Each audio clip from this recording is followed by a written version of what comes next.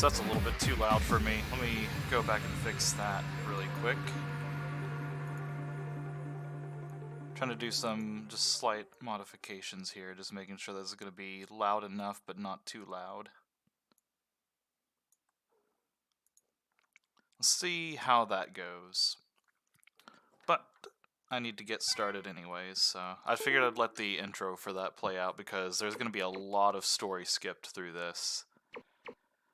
This game is an absolute ride, and as we're going to see as we go through this, there's a lot about this game that it should have been okay. But we're going to very rapidly see how many times they make little mistakes here and there that just ruin the overall experience. So, I'll go ahead and get started because there's a lot to go over. One of the first big things through this little story section I'm going to pretty rapidly tap through is this takes place just about like 3 weeks after the initial ending of Megaman X5. The Eurasia colony actually fell. It wiped out most of humanity, I believe, is the way that the story goes for this.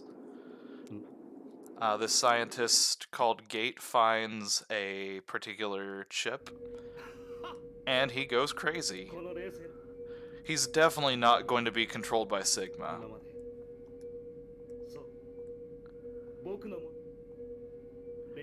So one of the things I will kind of compliment this game for, and I'll let the cutscene kind of play through just a little bit here.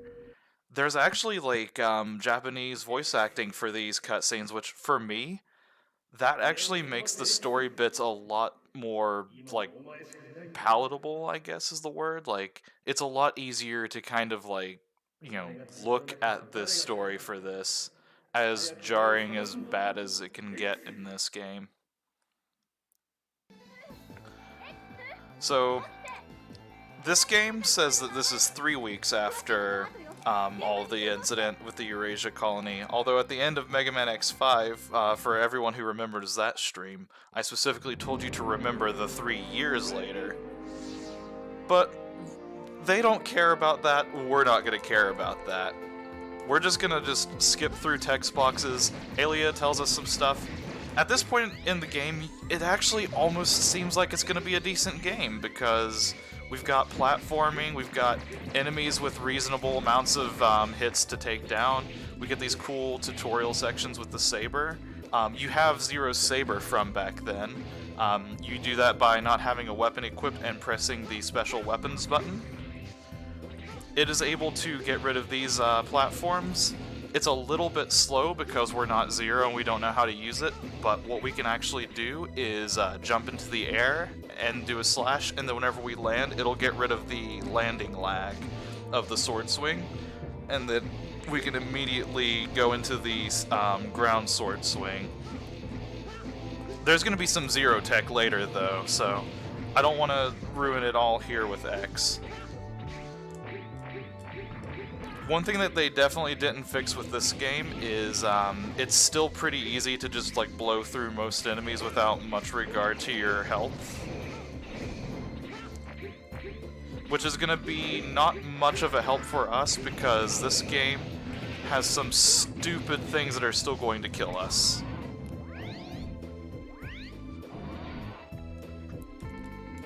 It's really a shame because this intro stage actually, this feels like just another Mega Man X game of the 32-bit series, and if the whole game felt more like this one stage, although obviously they would need to bring a little bit tougher enemies, ramp up the damage just a smidge, they would have a lot going for them. Even this boss, it kind of is a little bit different from some of your traditional fare of bosses because you've got a little bit of strategy. You need to figure out how to kind of exploit the weakness of this little guy right here trying to hit the orb that's protected by the mechanoloid.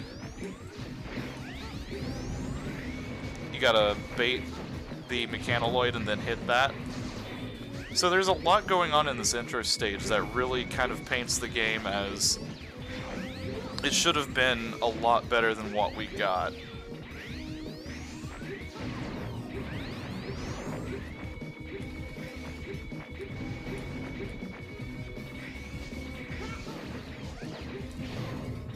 think that should kill him.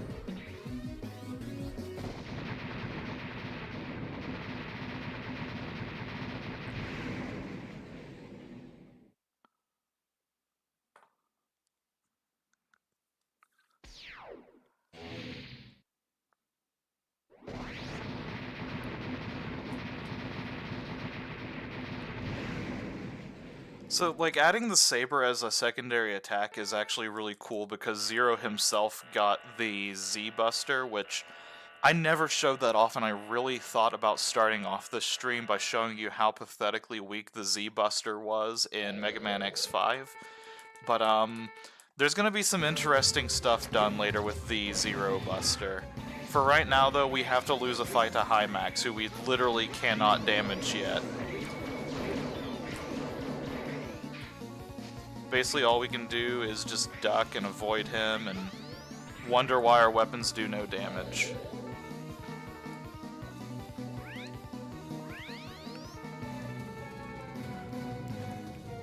So in watching, you know, some streams about these games and stuff like that, the debate of which is worse, X6 or X7 comes up, and honestly, yeah, like, I still think that X7 is the worst of the two games, but this one's bad in the sense that this one really didn't deviate too far from the 32-bit formula, and it's really frustrating to see how they just really dropped the ball on the mechanics that we're about to see. Long story short, this guy is saying that the Nightmare Zero virus or something like that is plaguing what's left of the world.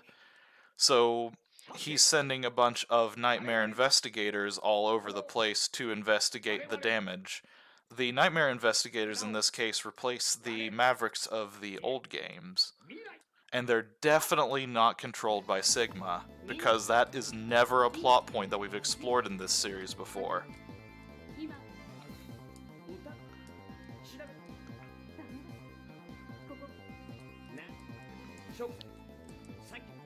I could technically skip through this, but this does give me a little bit of a time just to kind of rest, because this game just pretty much throws all kinds of bullshit at me, and I'm not sure I'm going to be ready to deal with it all in one sitting.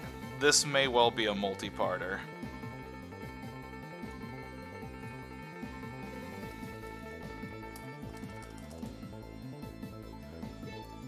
So, let's see. We'll start with probably... It's frustrating because this is both the best and the worst stage of the game, in my opinion.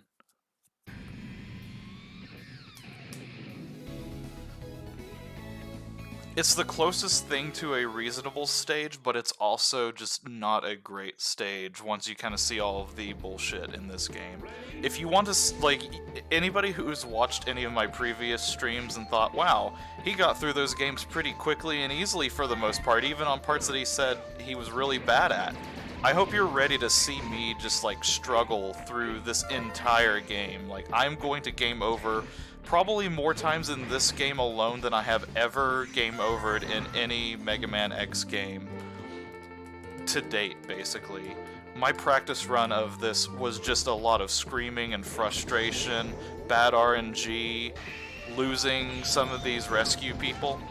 So some of these things are going to require me to get some specific parts. Ooh, that's a bad camera angle. And it's just going to be awful because I basically have to go through and do all of this and make sure that those guys right there don't eat the people I'm trying to rescue. Which is a lot harder than it sounds because they put them in some gloriously bullshit places. I can't get to that upgrade yet, so we just won't worry about that.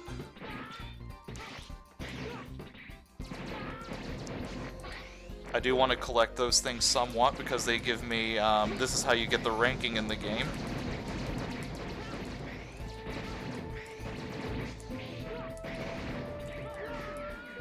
Oh no, I died. That's unfortunate. That's horrible. I have 6 lives left. I have barely done anything in the game yet. I haven't spoke much about it, and I'm going to actually make an effort to do it in this game in particular, but the music for this game is actually pretty decent. Like, this track in particular is nice because it's just like such a chill track, but it still feels very appropriate for the area, what's going on in the game's story and stuff like that. Like, just overall, it's honestly like a very competently done soundtrack. If there is one compliment I can give this game, that is the one that I will give it.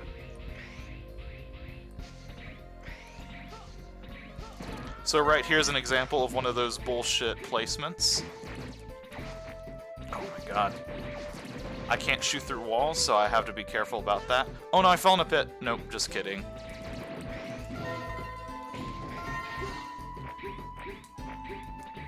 So they're gonna do that a lot with those nightmare spirits, is just throwing them in just absurdly bullshit areas like that, where I have more or less no chance of actually, you know, like doing it unless I'm just completely ready on the draw with them.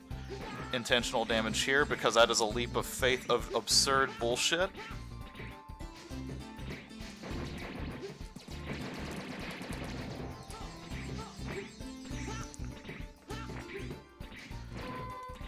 So this isn't going to necessarily be a 100% run by any stretch, but there is some collection that I'm going to be doing throughout the game, and honestly, like, a lot of the upgrades that I get, like, I don't want to say that they're completely necessary to beat the game, but at the same time, they're going to make this bullshit a lot less annoying if I just go and deal with them sooner than later.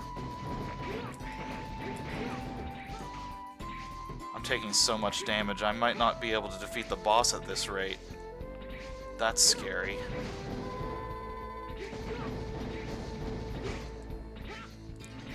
So this stage overall, good level, not good level design, but at least like passable level design, decent exploration value, good soundtrack, and then we've got the boss here. Also, check out the backgrounds in this, because that's something that I constantly forget to point out. Like, they've definitely touched up their background game.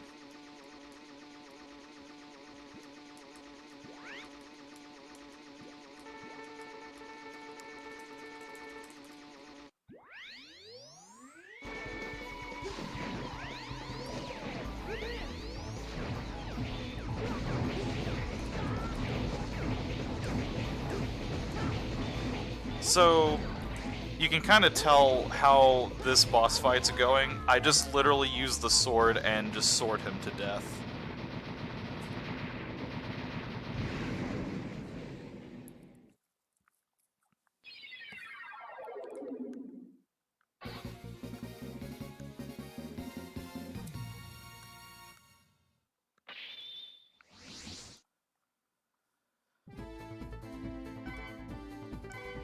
That's kind of the feeling that happened with me in Megaman X5, actually. Like, I played that game and I distinctly remember, you know, kind of playing that and having a pretty good time overall with it, and then I went back later to try to play it and was like, ooh, this is not incredibly great.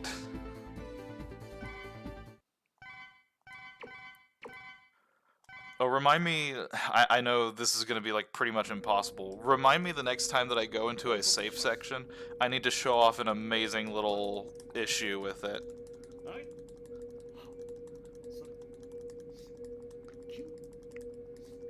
Alright, so I don't think anything funky starts happening just yet.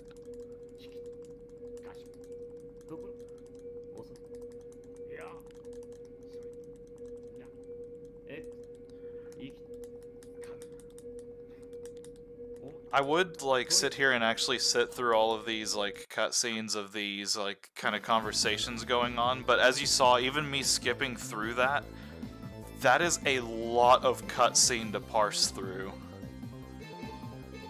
Okay, so we can't go to Shield Sheldon because that little red, like, that little red mark right there basically means, fuck you, you're not doing that level right now.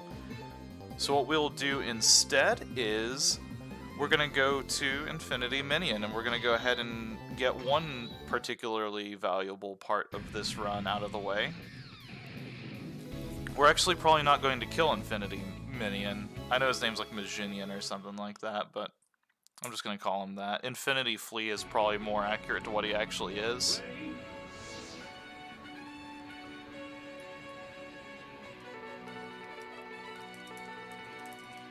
Also, final countdown music.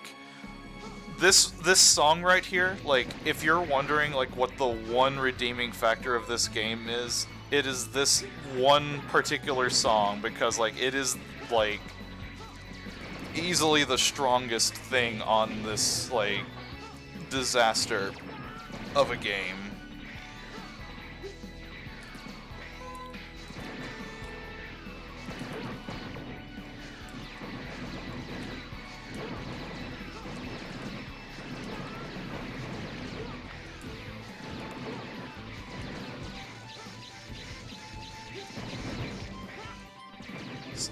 Another thing is the weapons in this game are actually surprisingly competent as well. At least like the X versions of them. The Zero ones are infuriating as hell. Can't grab that guy just yet.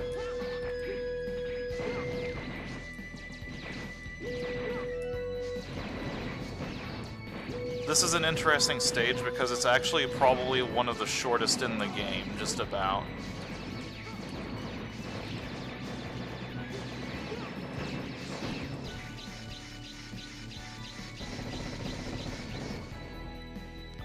So, you want to see some wasted effort? You know how, like, all of the upgrades and stuff like that are usually hidden, like, really meticulously and carefully? They put the hands container as well as the heart container in the exact same location.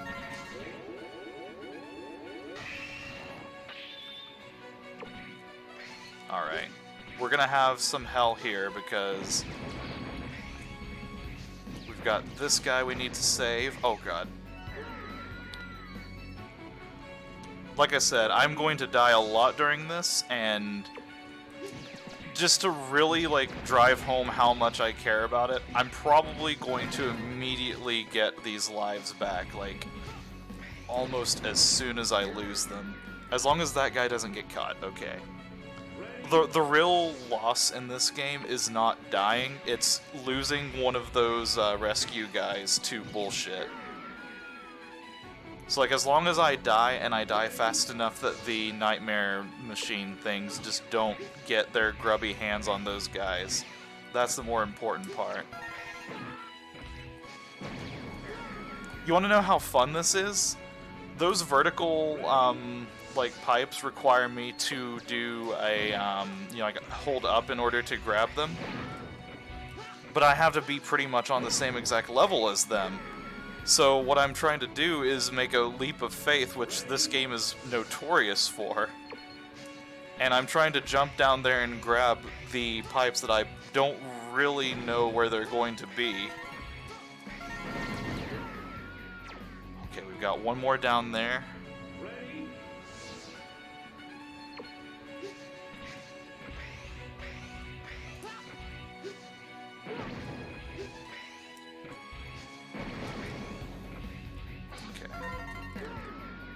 So the low path is done.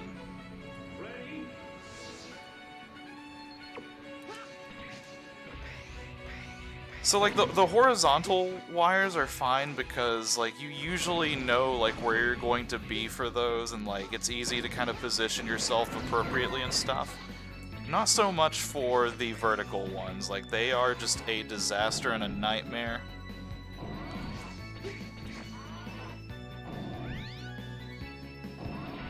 And now we're gonna fight somebody who is definitely, most assuredly, just a virus.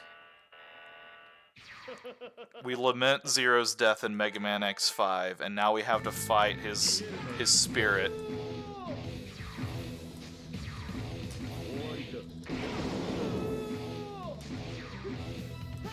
Fear how terrifying this boss is, as I just tank his shots and sword him to death.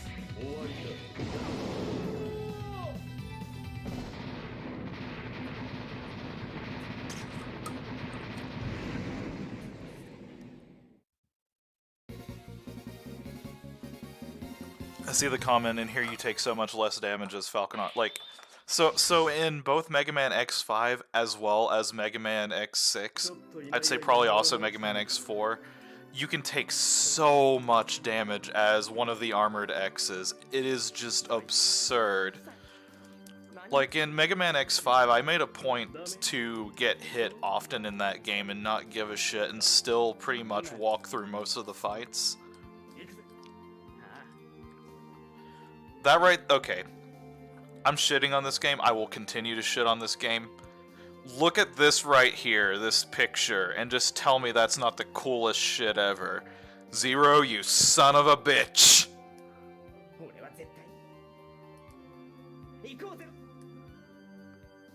Okay. Now that we've appreciated that screen, we go back to hating this game. Oh, nice, we got the... Well, I guess Master Saber isn't the one I really want. Whoops. Reminder, the save thing. So, we're going to select this as our save file data. Is it okay to overwrite, spelled W-R-I-G-H-T? And they did it twice, so it wasn't like a typo. I just wanted to take a moment and appreciate that as well. Just as soon as we got used to seeing the sappiness from the Zero's return. Awesome, Shield Sheldon is now available. Do I want to do this as Zero? I won't do this one as Zero. I still need to, yeah, I still need to do some stuff in order for that to be the case. No, you know what? We'll use Zero for this. Because this is a good opportunity to show off a couple of things about Zero.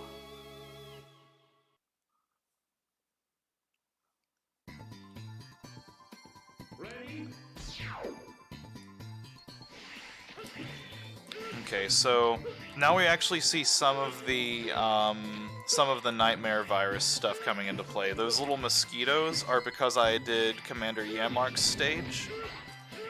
And as a result, now there's gonna occasionally just be little firefly guys just kind of coming through and just being annoying.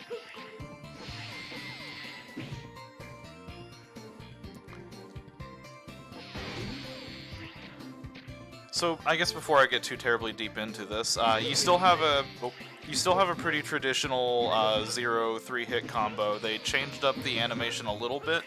You get the double jump right from the start, and you also get Baby Kawimbu from the start. This is not the most broken thing in this game, which is a surprise. You also have the Z-Buster, which fires surprisingly fast and hits really goddamn hard. Case in point, I just one-shot that enemy.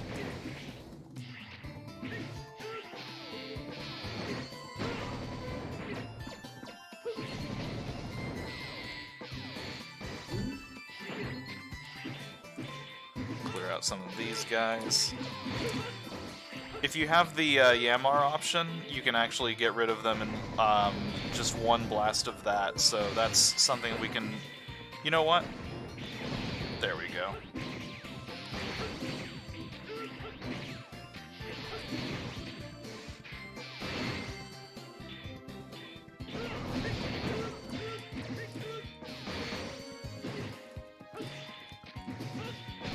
There we go.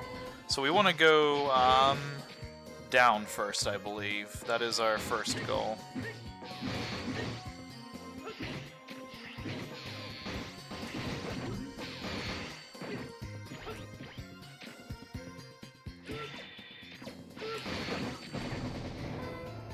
Kind of like Sniper Joe's, you can sort of angle that in just the right way to like shoot your buster directly through them.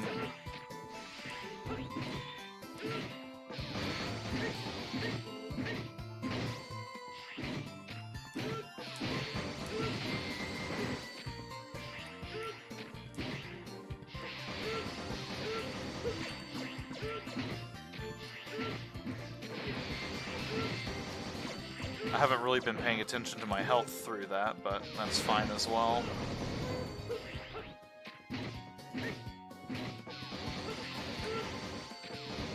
There we go. The most frustrating secret in the game is right here. There's nothing that tells you that is there, like aside from Alias sort of suggesting it. It is the worst.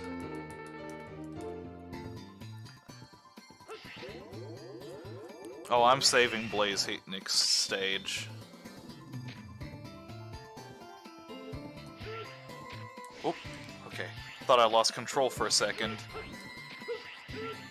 Oh yeah, we also have the zero dash canceling is back, so we do have the ability to just infinitely kill a boss like that again. Get those guys first. Alright, and we're actually going to take a death here, because I don't want to go down this path. There's only one last thing I want to do before exiting out of this. And that is... There we go. I suppose I can go ahead and go into the Nightmare Zone, since I'm going to be collecting the guys from there anyways.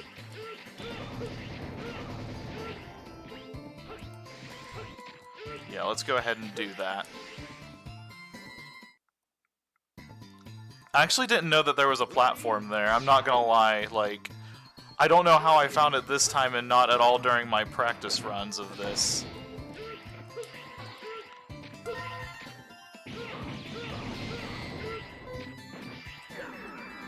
Whoops. Okay, so here's how we're gonna handle that section. We're gonna do it through the magic of damage boosting.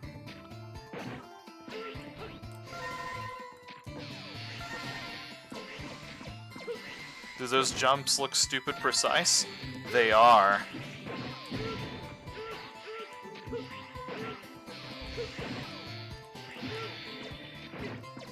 Also, shoutouts to not being able to hit that guy just due to shitty, like, saber logic.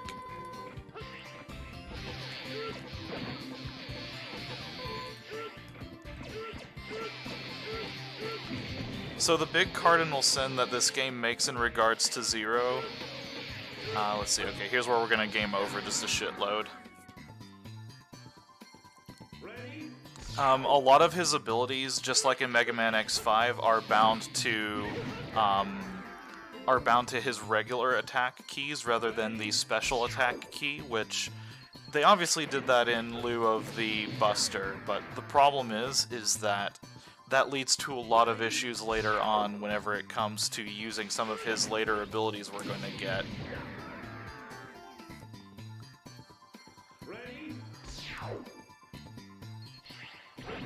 There's a specific reason that I'm doing this. I need to actually just like go back to the beginning of the stage select, more or less, but because this path leads to the Hymax fight, and I do not want to do that right now. In a perfect world, I don't see Hymax again until the near end of the game.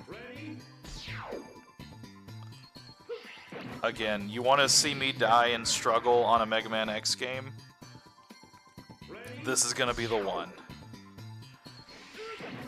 But yeah, like that, using specials when you don't intend to, that is the biggest problem that Zero has, and if it wasn't for one specific thing, I would completely write the character off, but... Okay, stage selection. I do not want to hit continue, or else I'm going to have to game over again.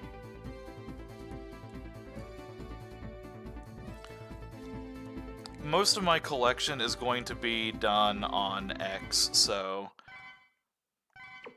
I just wanted to kind of get this part done as Zero, since that part is really, like, the armor grab is in particular is pretty not great whenever he's involved. Okay, we can actually go back to Shield Sheldon's stage and grab the weapon itself, so I think I might do that, and this time we're going to do it as X.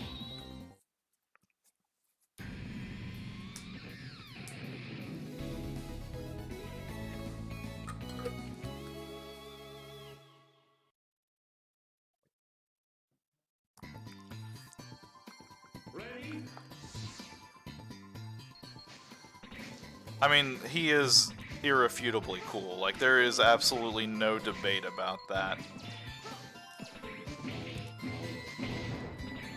It truly is unfortunate how rough this game is, because honestly, like, you know, like, all the 32-bit games have, like, a lot going for them in terms of, like, Zero. Like, he is a genuinely fun character, and, like, I love the playstyle, and I love how it kind of differs from X. It's just unfortunate that he has to kind of be in, like, you know, all of the 32-bit games where he doesn't really get to shine.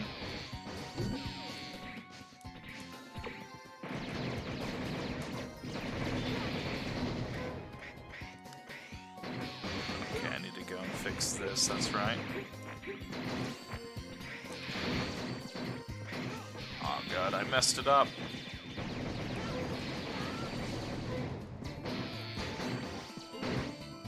This time we just want to get the laser going this way. And we're at the boss.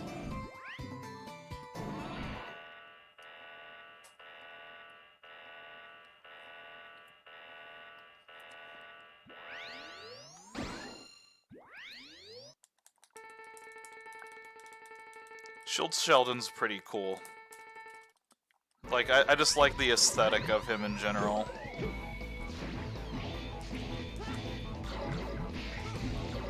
This move is a little bit tricky to dodge. But we're playing as X, so dodging attacks is basically nil.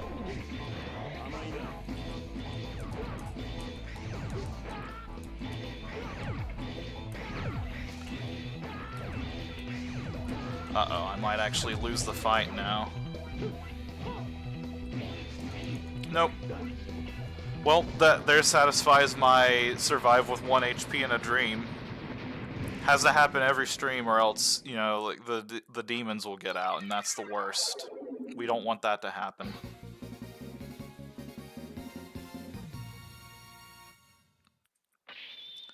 Alright, ideally, Rainy Turtleoid stage will come up next.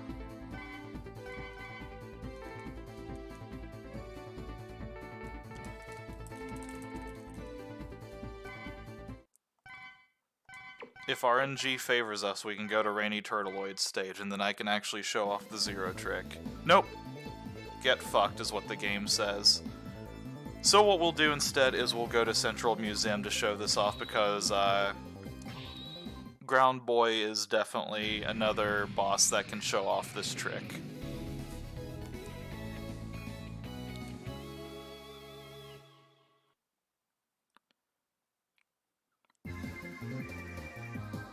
This music, on the other hand, is just an ear sore, and I hate it.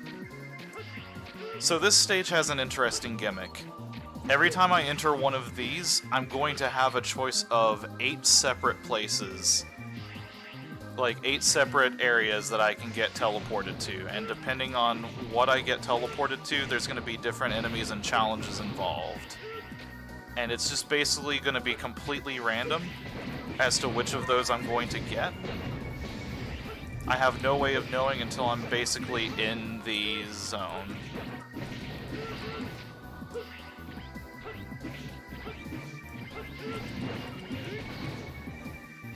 Which is why I'm being kind of careful about proceeding, because I need to rescue someone very important in here for some stuff later on.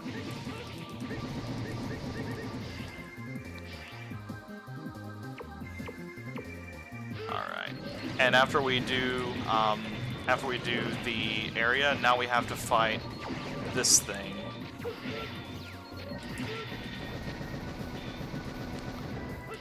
So we're gonna do that 4 times, and depending on our RNG, we may get one of the places with a capsule, or we may just get some stupid random place with nothing in particular that I care about. Oh no, I died. I have like 8 lives left. Once we get the blade armor, I'm basically not going to go back to 0 until the near end of the game, and like, I mean the very, very near end of the game.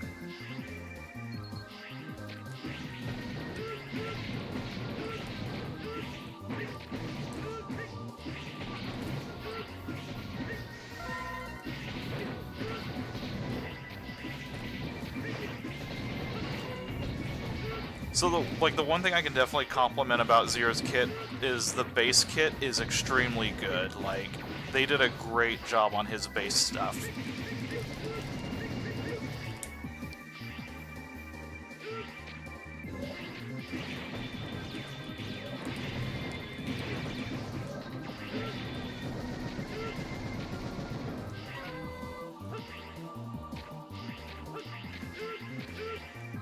Let me catch up on comments here really quickly as I'm getting to this next area. Okay, yeah, you know immediately which one's the blade armor.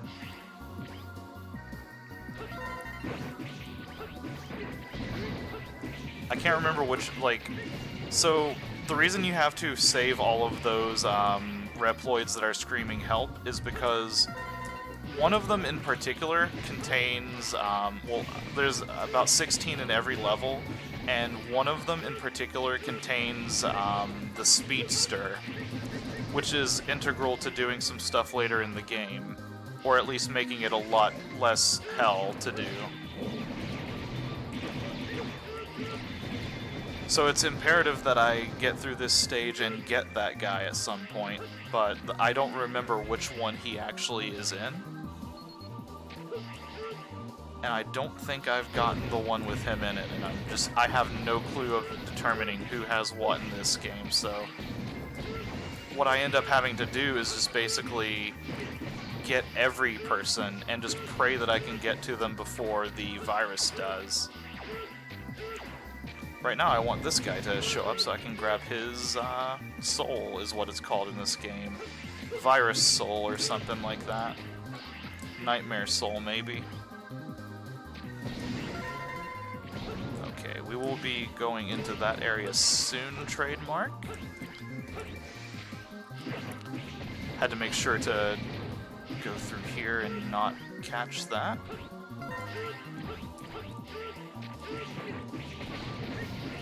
We will also probably... do we want to visit the Nightmare area here? I can't remember if there's anything in particular that's in the Nightmare Zone. We'll probably be back for revisits and stuff like that.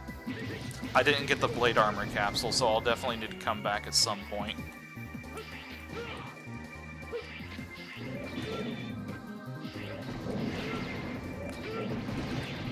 Oh shit, that was my fault.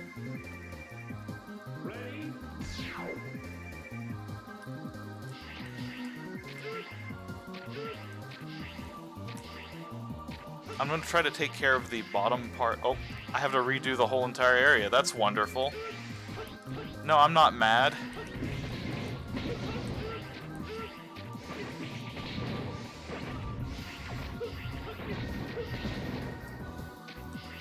It's fine.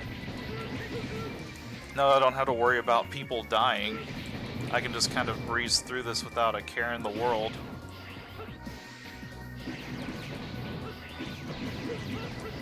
Definitely out of all of the Maverick weapons, the Yamar option is definitely like one of the ones I think is extremely good. It's got a lot of firepower. It provides a lot of utility for Zero. Okay, we're through.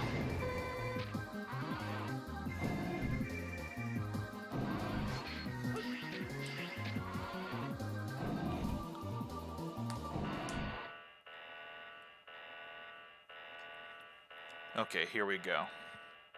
So, the dash/cancel is powerful in Megaman X4 and X5. Why aren't we going to be using that in this one? Well, that's the thing. I've been lying to you. We are, but we're going to turbo fuck it.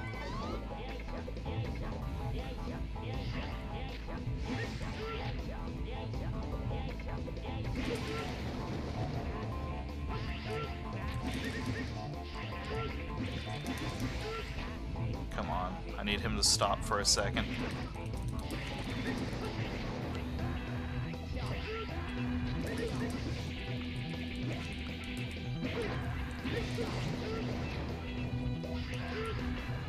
Okay, here we go. Okay, well he's being kind of annoying right now. So the trick here since I don't think I'm going to be able to show it off on this guy. Like, he usually, like, stands still and fires a whole lot, so I was expecting to be able to do it on there. Whenever you have somebody inside of the Shield Sheldon ability, you can basically eliminate the hitbox, like, or eliminate the invincibility frames that they go through. So whenever you do the slash dance cancel with that, you pretty much hit him with an absurd amount of damage every single time.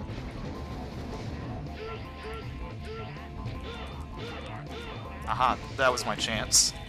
We missed it.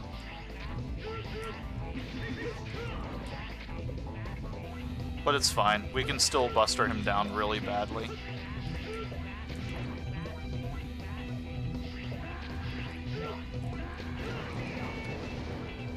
It's okay. We'll see it in its true glory here sometime soon. There's a few more Zero tricks that I can show off as well. But basically, if you use Shield Sheldon's ability with Zero and you do your slash dance canceling, you're pretty much doing the slash dance cancel, but it eliminates the invulnerability frames of most bosses. And you're able to essentially get off just basically an absurd amount of damage in a small amount of time.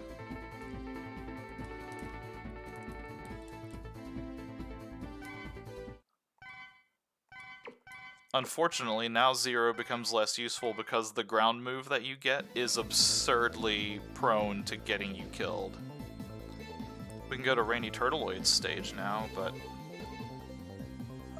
let's see. Yeah, I want to do this before Infinity Minion. Absolutely.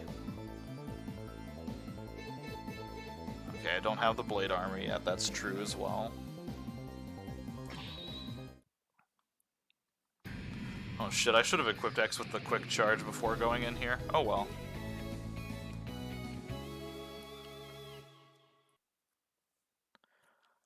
You know what, I'm gonna game over on this really quickly. This is the one I need to do with Zero to show that trick off, so...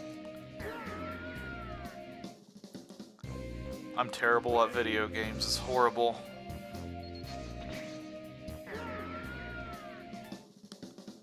I'm actually going to progress a little bit into the stage on this one here on my last life because I want to check something before I do this. I also fully acknowledge in doing this that I may have fucked up my Rainy Turtleoid being opened.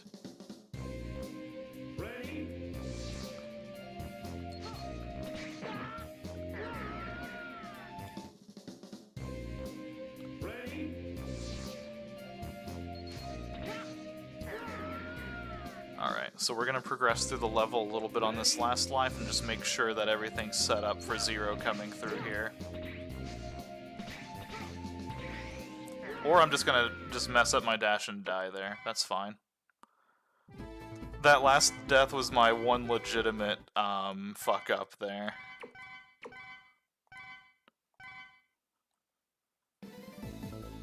Okay, Rainy Turtleoid's still up. Let's put Quick Charge on X. And let's go ahead and put Master Saber on Zero, even though he's probably not going to need it. We'll go back to Rainy Turtleoid's stage. We're going to do this as Zero. We're not going to go into the Nightmare area. We're just going to kill the boss.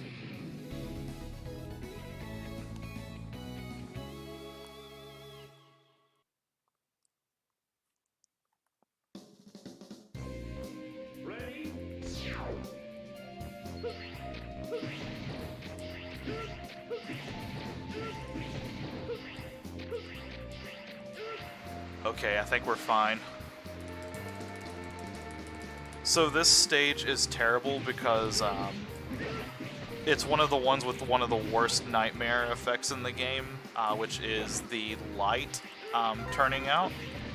And it is obnoxious trying to kill those little lights in order to disactivate the ring.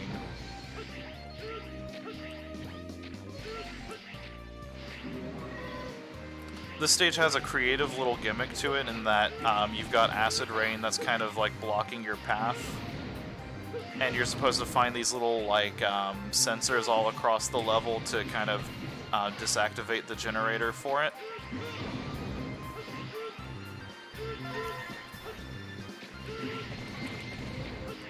but the nightmare effect that you can get, one of them is those reflections of X and Zero that are kind of going through. The other is you basically can't see. So if I got that one, I would intentionally game over in order to avoid that, but we got lucky this time.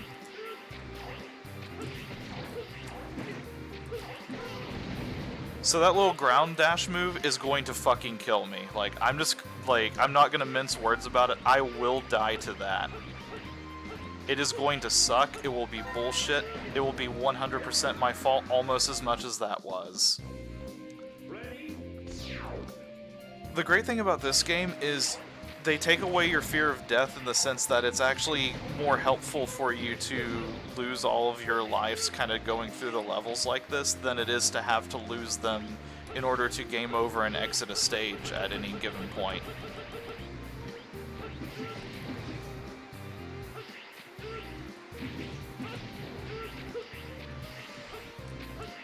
The music here is also pretty great. I'm a fan of it.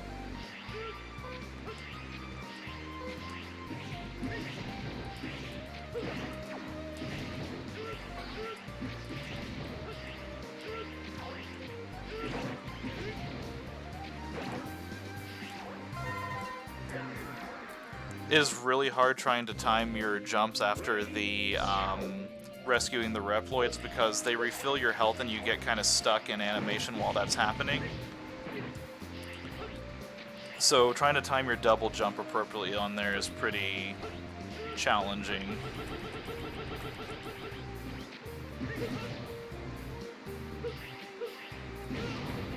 The ground slash move is really powerful, but trivia time. It's a move that whenever you're up in the air, presses you towards the ground, and then makes you slam into the ground, colliding with it to deal damage. What is the button command to do that? Is it just pressing the attack button, down an attack, or up an attack? If you answered up an attack, you're correct!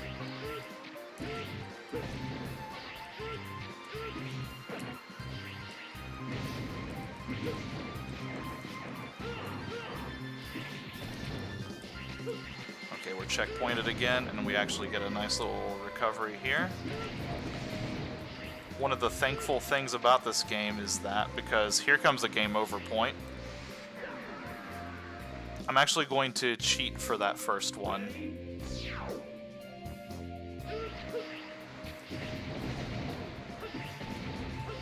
Well, I thought I was going to. Let me do this.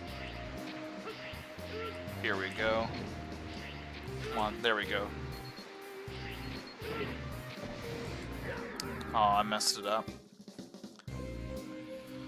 So we've got 2 damage skips in a row to do here.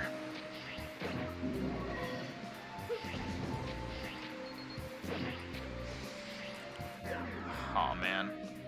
I need to just like land and then, you know, like land, recover, and then deal with it.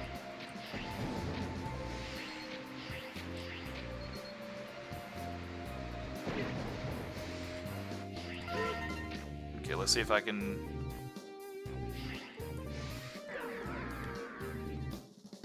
I don't know if that's pixel perfect, but it is bullshit perfect is what it is. The fact that you know, that boost is that precise is just absurd and obnoxious. So in a perfect world, what I'll do is I'll damage boost through the first one and keep that same bat through the second one so that I can take damage here. I don't think that we're going to be seeing the Shadow Armor, because unfortunately the one place that it would actually be useful to progress, you're still better off getting the Blade Armor.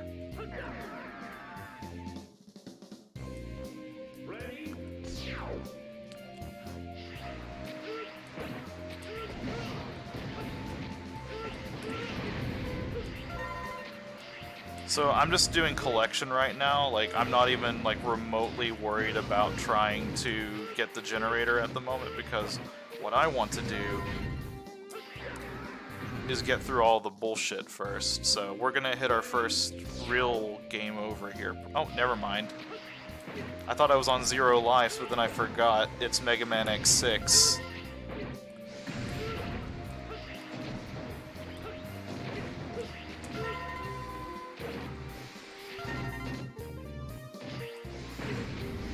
Okay, yeah, we don't want to go to the left on that bottom one.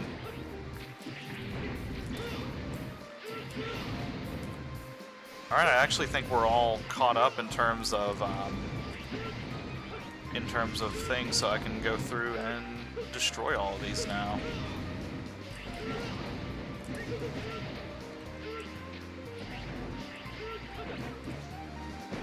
Take a quick lunch break up here. Alright, that's fine. So those guys take like a trillion health to, or a trillion hits to kill those guys that are like shielding themselves. So I'm trying to use the ground move on them whenever I can because fuck, they are rough. Oh god, did I get the one behind here already? I think I did. I'm pretty sure I did. The ground move makes quick work of them though.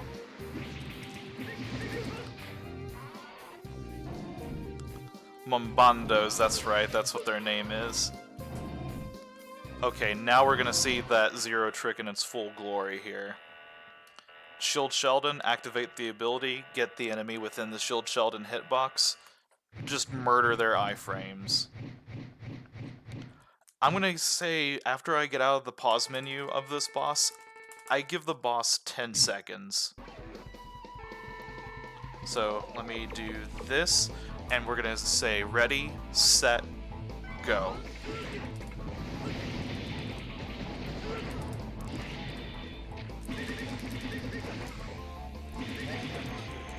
Well, he's getting a little bit more than 10 seconds, but there we go. I wasn't quite in him on that first set of them, I don't think.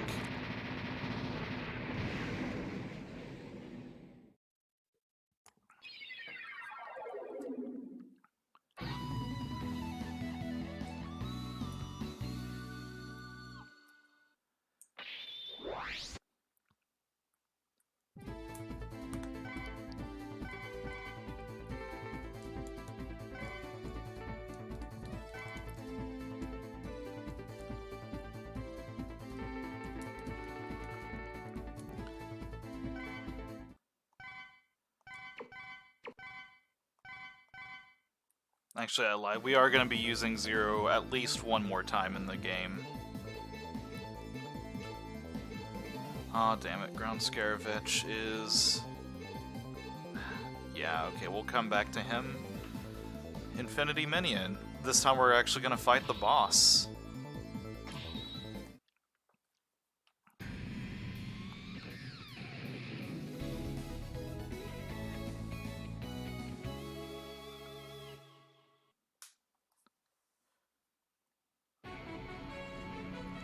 I'm not gonna lie, this version of the run is going a lot better than I thought that it would.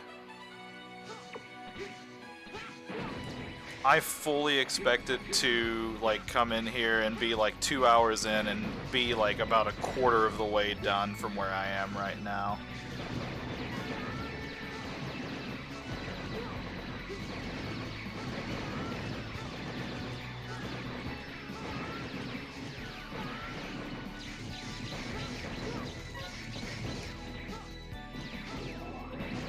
Oh yeah, like, it's really unfortunate because, like, oh god, sorry, mild heart attack, okay, we're good.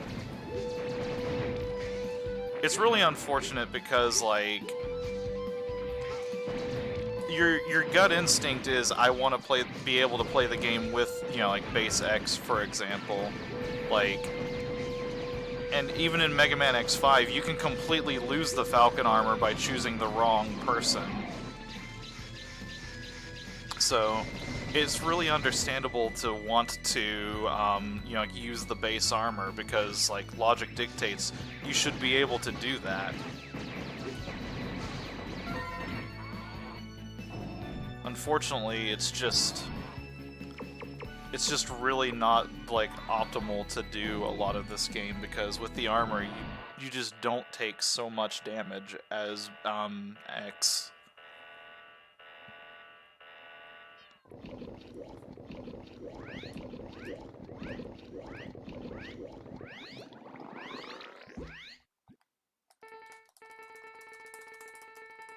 So technically his weakness is the,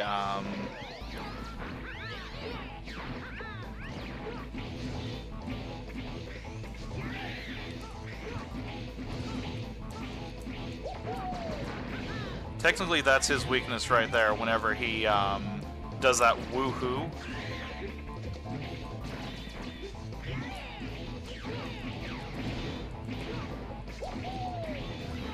And you're supposed to use the,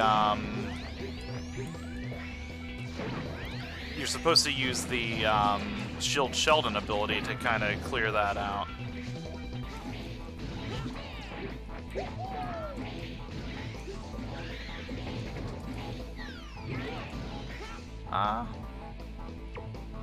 Oh, we don't have a tank for that, huh? Just use our Giga attack. Well, that did nothing.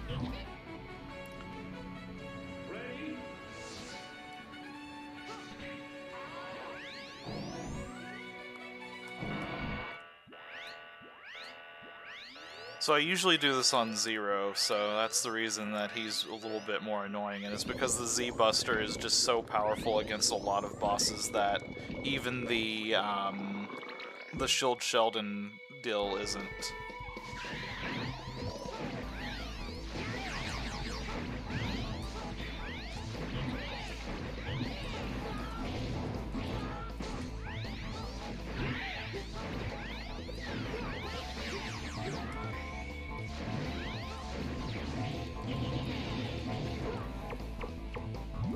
Whoops, that's not what I wanted to do.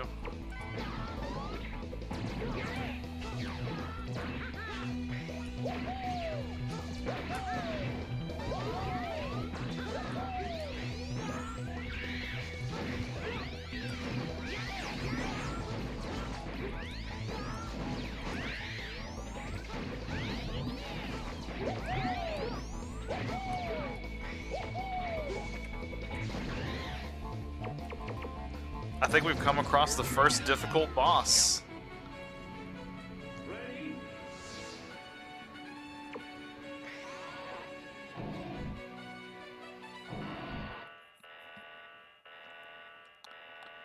It's okay, we'll deal with this the way that we deal with all of our problems. Crying. Actually, oh yeah, I remember what Shield Sheldon's charged ability is. Well, let's give that a shot.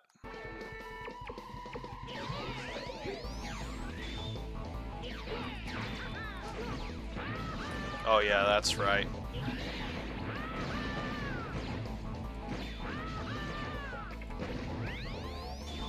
I completely forgot that with the Falcon armor, you can completely negate like half of the fights just with your Charge Busters attacks. It's not really doing a whole lot to him, though. I think I might still do it just to keep the screen clear, though.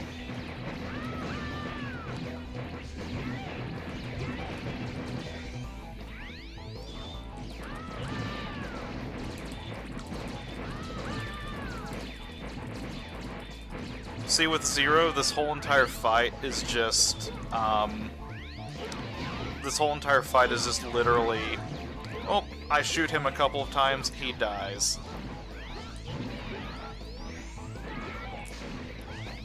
Oh, you want to know the extra best part about, this game and special weapons?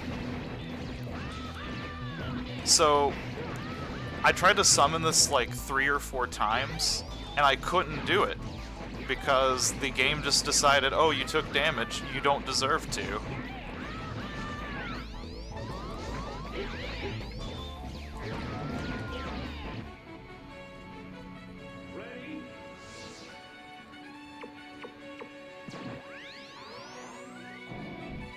Alright, so we'll just murder him down this way. We'll just sword him until the screen gets too full, and then we'll switch to shield weapon and clear it all out. At least that way I can kind of keep control of how much of him is on the screen at once.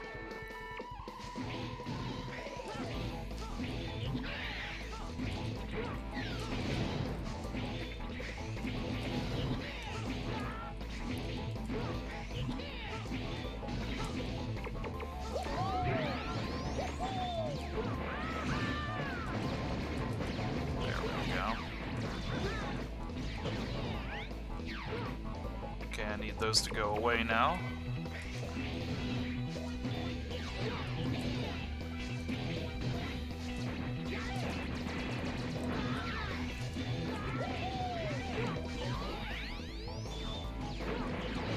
Clear out the bubbles, clear out some of those minions.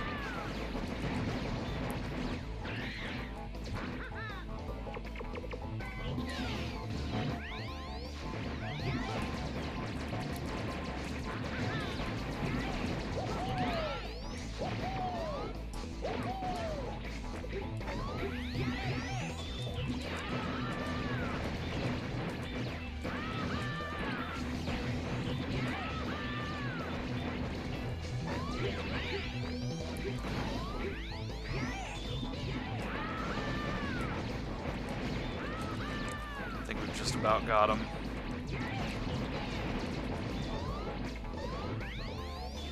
Hopefully we do anyway.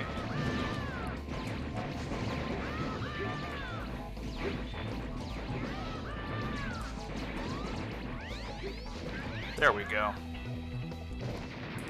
Man, this is a lot harder to do as X than it is as Zero. With Zero, you literally pelt him about like 3 or 4 times, you get in a couple of slashes and just murder those bubbles.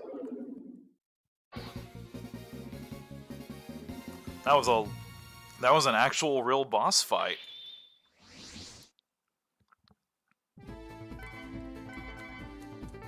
Okay, and with this, now we can actually go into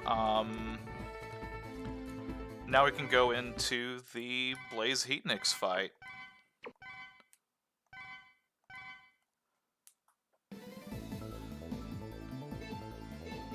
But first, I want to try to get the blade armor because there's going to be some stuff coming up that I want to have the blade armor for, so we'll go ahead and try to just go back into here and get the good RNG on getting Speedster and getting the blade armor part that we need.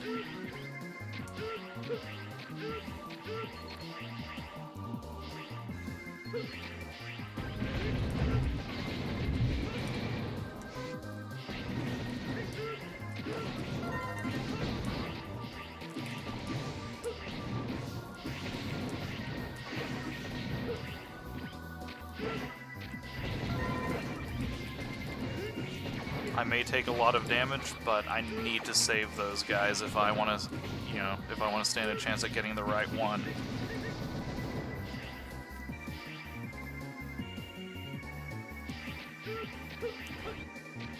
I think the one of the blade armor parts is the one that's in Heatnix's. Also, I went completely ass backwards. That was my fault.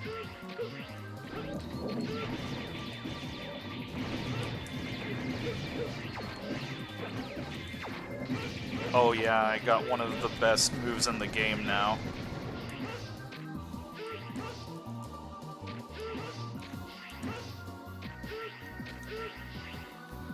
So whenever I'm not using Shield Sheldon's move, and even when I am using Shield Sheldon's move, expect me to be doing that a lot, because it is just stupid high damage, and you have invincibility frames whenever you do it. Like, it is just such a good move.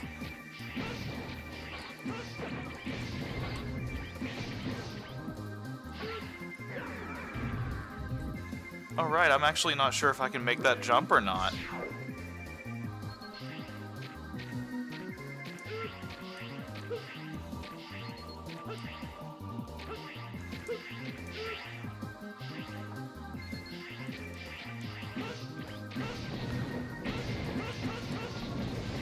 You thought Kuwimbu was good. What if you could Kuwimbu anywhere?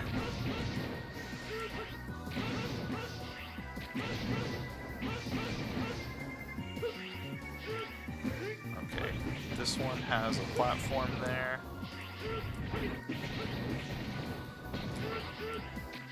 Aha, there we go. Okay, well you can make it, it's just hella tight.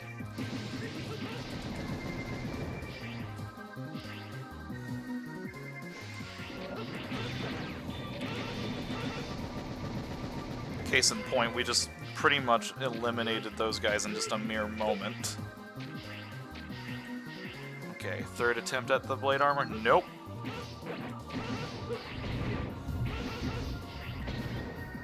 I think we've actually seen this one before, which is even worse.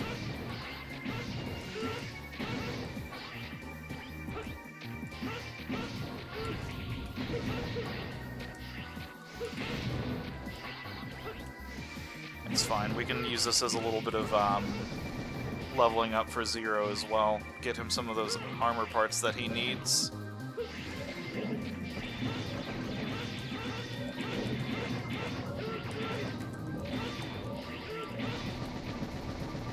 Alright, we've got one last shot. And I think we might have failed that shot. Okay, well, we might get the heart container still.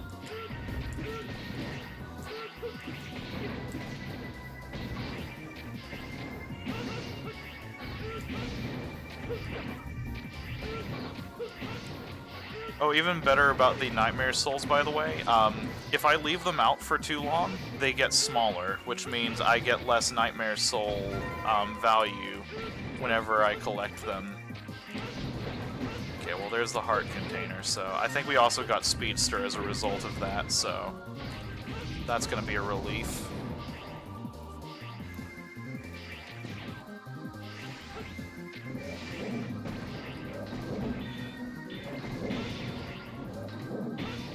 Oh, shit. Okay, I actually know what I'm gonna do to deal with that next time. Actually, you know what? It's gonna take me too long to just die like 4 times in a row, I think.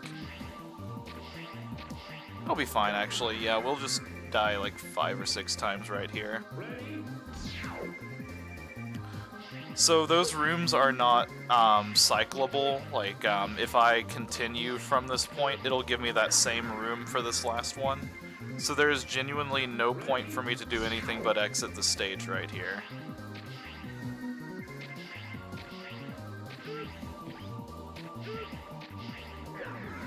I'm trying to think of what other actual parts that I need.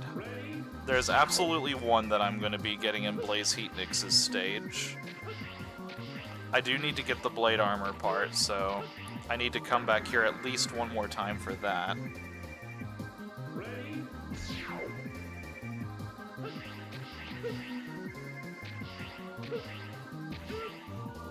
I did, yes. If I want to get the armor part from here, I need to get the right RNG on one of the stages that appears in this level, so I have to come through and run through each of those 4 totems to see which levels that I get to get the armor capsule to show up.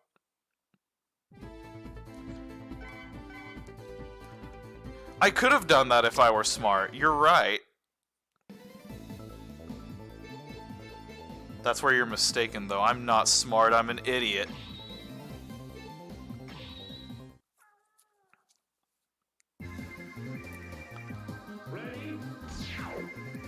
I didn't stutter whenever I started this game. If you want to see me at my absolute worst, it is this game. I'd say even worse so than X7. Ooh, this is a new one.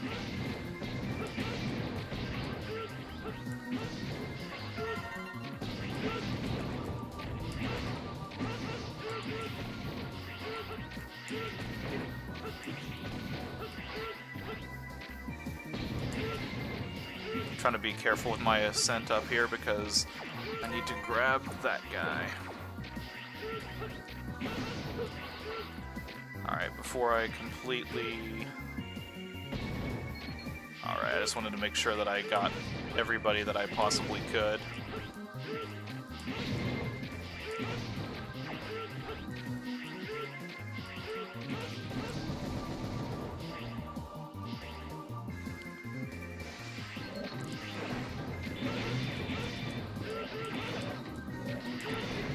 So another thing that's really frustrating about, what was I gonna say? What was my point here? I think we've seen this one before, unfortunately.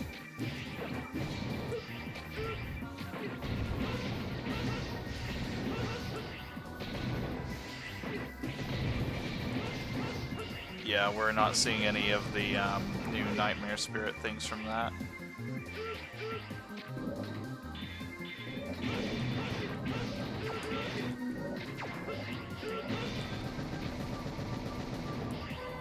Come on, Blade Armor.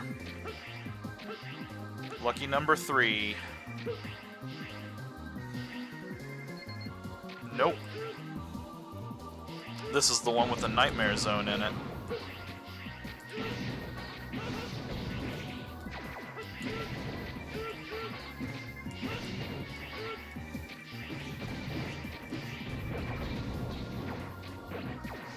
You guys might hear a special appearance from a very hungry, angry kitty right now.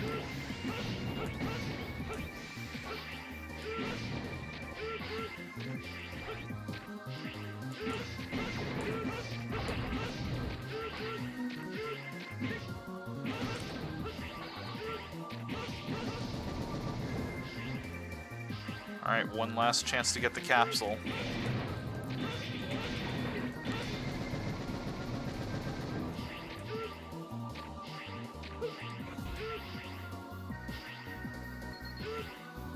Yeah, this isn't it. So now I'm going to do that thing that I should have done the last time and just exit the stage.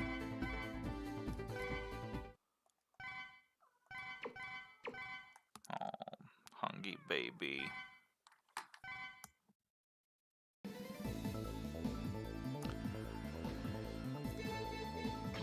Alright, we'll get X some of these now. If I get the blade armor, then I can just completely stop doing this.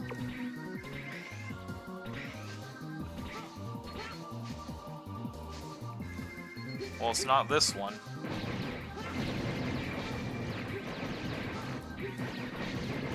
I've actually been really lucky so far on which nightmares I've been getting, but I've also been kind of a little bit strategic about how I'm handling them, so that's probably got something to do with it.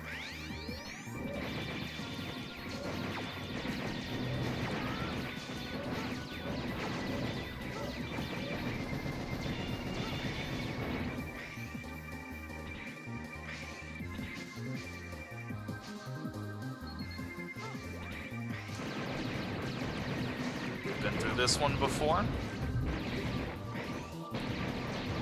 I actually think that's the one that we've been through the most.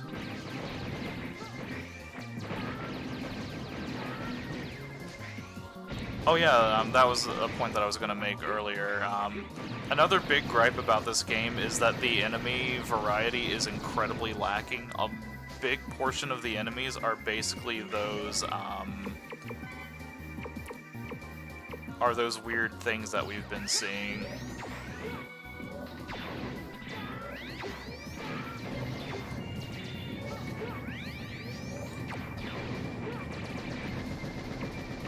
I think it's still faster just to kill those with the MR option. I wonder how the Rainy Turtleoid weapon would work. It's such a bad weapon. I hate it so much.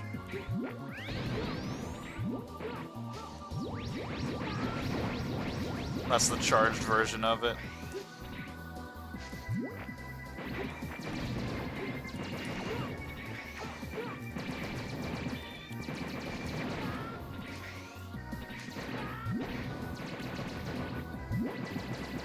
We'll give it a shot against those guys, but I'm not really... not expecting too much from it.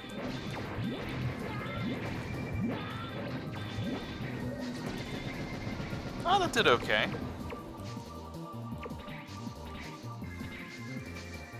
Is this the blade armor one? Oh, hell yeah, there we go.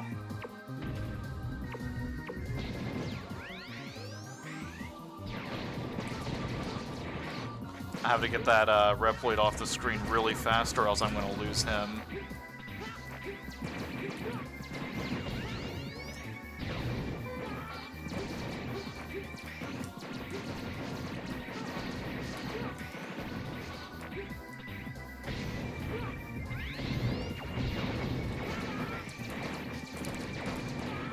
Whew. Alright. I've got to go save that guy before it's too late.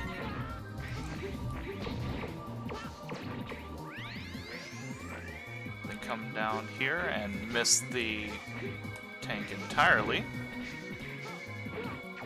Oh, I see how I'm supposed to do that. Come right down here. Alright, now we have the blade armor. Let's grab that guy and we'll escape.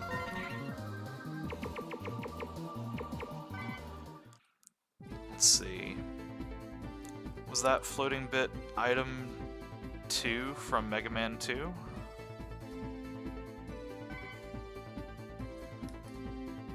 It's been a while since I looked at chat, so I'm not sure what that floating bit that you're talking about is. I'm sorry.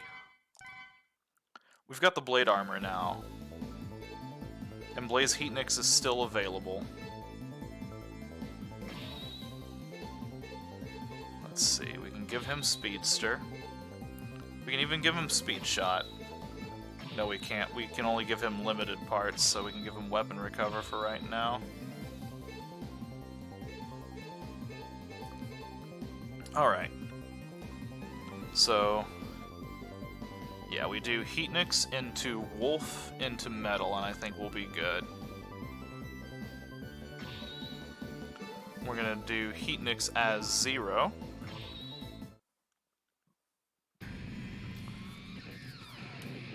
Nope, they're just eagle heads. It's just, you know, like an eagle totem statue. Unfortunately. Okay, so this stage is notorious for having a decently boppin' track and a decently awful mini-boss. And by decently awful, I mean incredibly awful. But here's how we're gonna beat him. Get the fuck out of here. Tell your friends.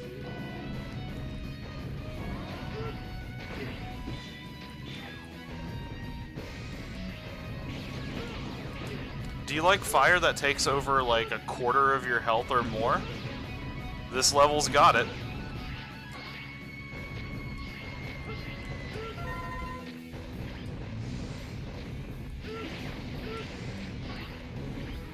So with the Speedster, 0 is a whole lot faster.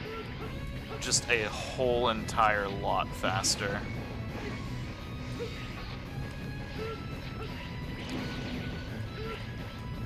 Oh god. There we go. Managed to get that without dying. Round 2, here we go. Uh-oh, that one didn't do as much damage. There we go. That's more like it. Tell your friends, that's how you beat that boss. So, here we're going to have a choice to make, going between one of those two doors. We're going to be going through the top one, but I need to save this guy. Okay. Whew. But we're going to go up here and collect some people first.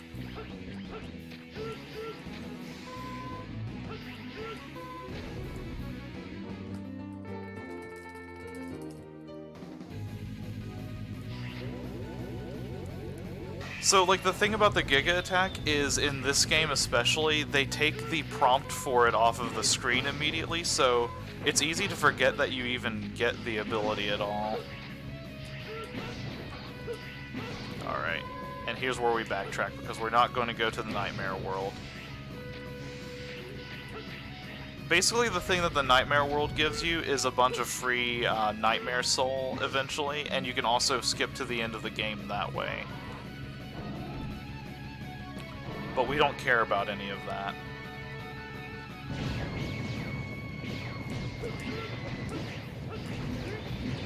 Uh-oh.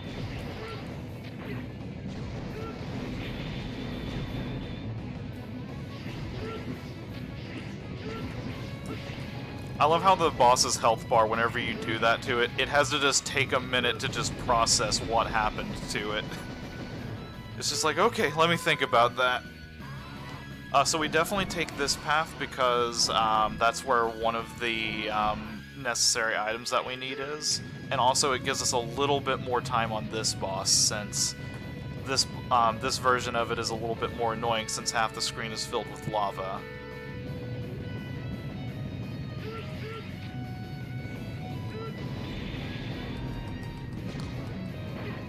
Hilariously enough, we actually stop the screen from scrolling whenever we Giga attack too.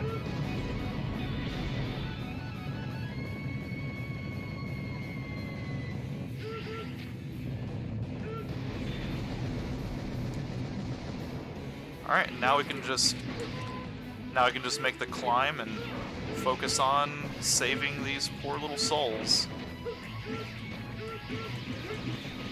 That door that we saw back there was where you would have started out at if you would have done this the other direction.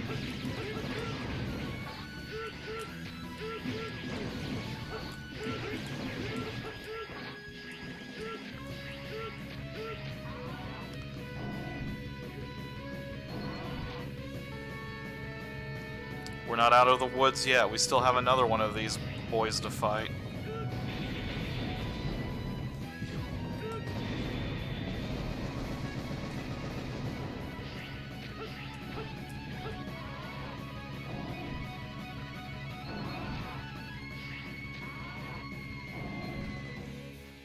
That whole entire zone is hell. That is the same boss done 4 or 5 times over. They knew what they were fucking doing and they did it anyways. It is so terrible. That is pretty much the only consistent way to do it without hating yourself. So his weakness is technically the ground dash, but we do this because it's just safer in general. He's probably going to do a little bit of damage on his way up here occasionally, and the last half of this fight is a nightmare. Pun intended.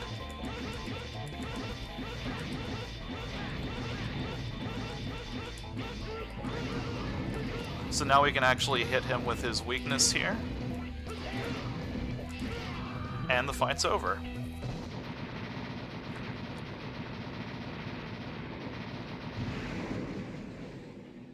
Unfortunately, you can't use the Shield Sheldon strategy on him because whenever he takes any amount of damage at all, he goes into stun state, even with the iframe thing on, so he's one of the few bosses that is super immune to it.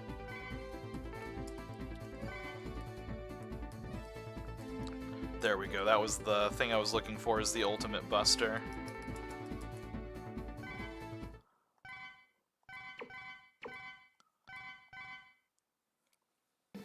And damn it, he would.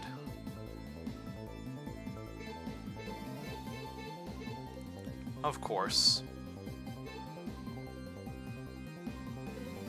I'm actually going to hold off on doing the ultimate buster just yet, because whenever I do that, I basically lose access to my basic buster shots, and if I'm doing Metal Shark Players area, it's going to be hell. I do need to give Speedster to myself, though, so I will have to give up the quick charge for that, because I will sure as hell want it for this part coming up. Before we jump into this stage, I'm going to be right back really quickly, so give me just a moment.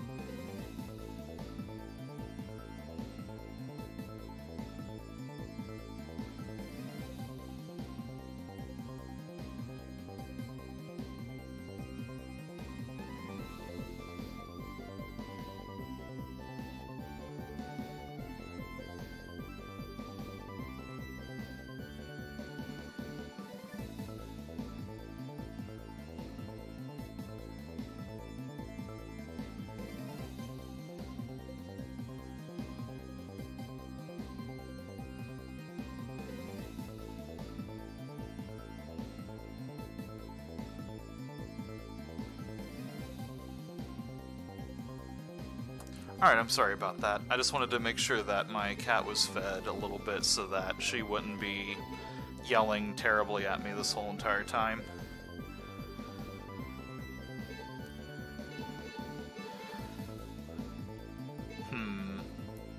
Here's what I'm gonna do. I'm literally going in here just long enough to spawn this area, and this is going to let me revisit Commander Yamark's place and pick up something there that I will probably need.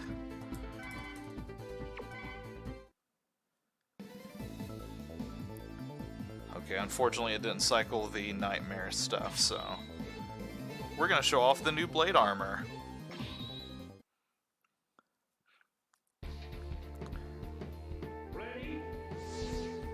She is the best kitty.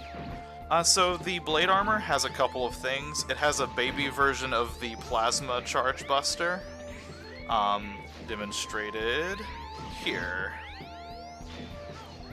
I forgot I don't have the quick charge on, so it doesn't exactly show it as well. I've got to show an enemy with a real... There we go. If I hold up whenever I do the charge buster, then I get... Oh god. Okay, well, we're only here for a second or two, so... Here's one of those annoying effects I was talking about, by the way. I'll talk about the armor on a stage that's less stupid as hell.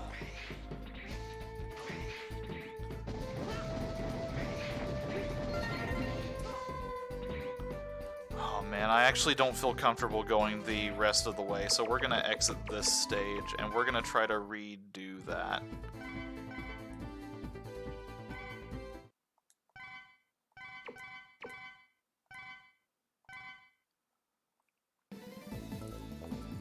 Oh, actually, we cleared up Blizzard with that, so... I honestly got the thing that I super wanted from there, so... Let's go to the Blizzard area. Make sure to select the blade armor.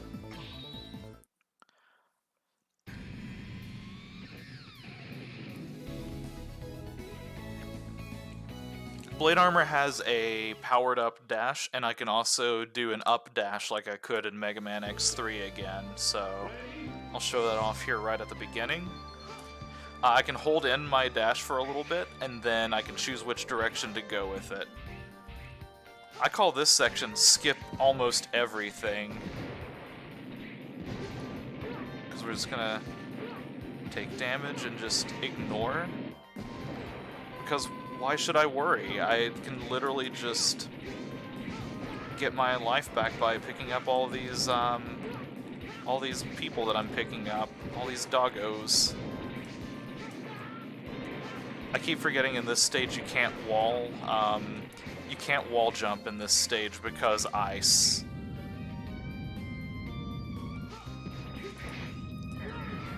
Case in point, I forgot because ice.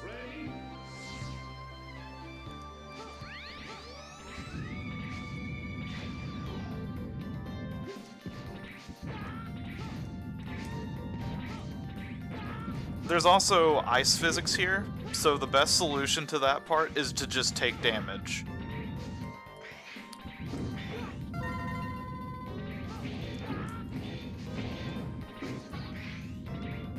Alright, I'll have to come back to this stage after I revisit Blaze Heatnix, but whatever.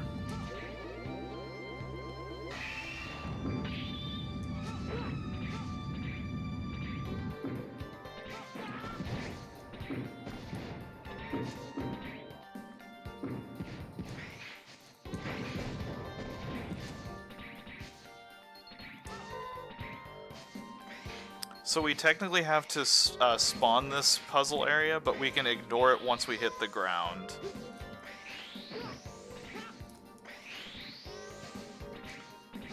The blade armor really trivializes a lot of the challenges in this game, just because of the proxy of what it is. We're gonna let that one hit us because needed to save Doggo before progressing. Wait, in this one... Couldn't get it.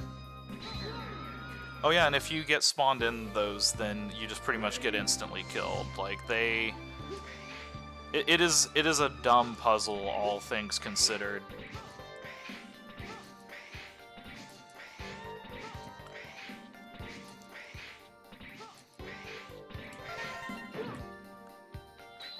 Whoops. Oh man, that ninth life that I just lost just got lost again. How will I ever recover from this?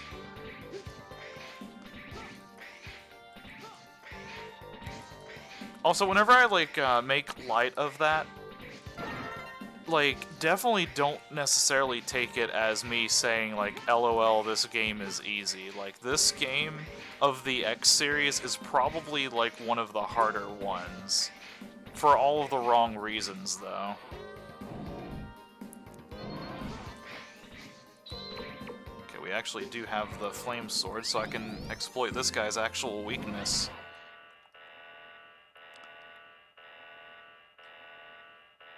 But how am I gonna make a point if I exploit the enemy's weakness? This is a cool intro for a Robot Master. I love how his, like, little crystal just kind of shines there. I realize the folly of my mistake, and I'm going to just buster him, or not buster him down, but I'm going to sword him down.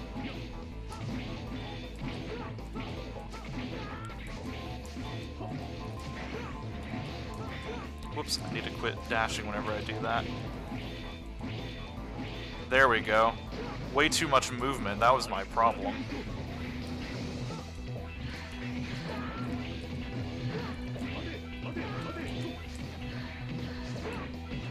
Oh man. I thought he was gonna get me there for a second. I almost had, like, I actually had to implement a modicum of strategy for him.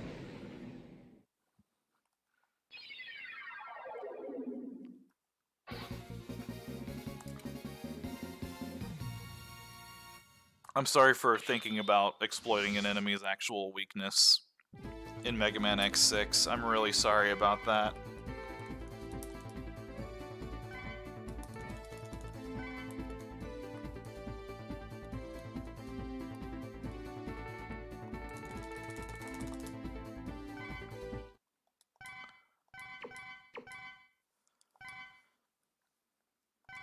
Man, 2 1 HP and a prayers.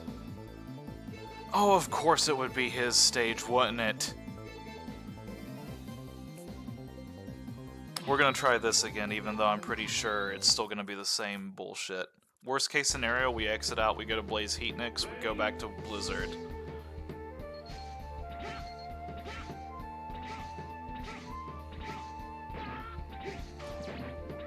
Oh, before I get into the bullshit area, if I hold in the charge attack with this particular armor, if I hold up and let go of the charge, I get a cool sword slash. That's why it's called the blade armor. I figured I would show that off before the annoying light show happens. Okay, well. Okay, well that works out for me, that's fine.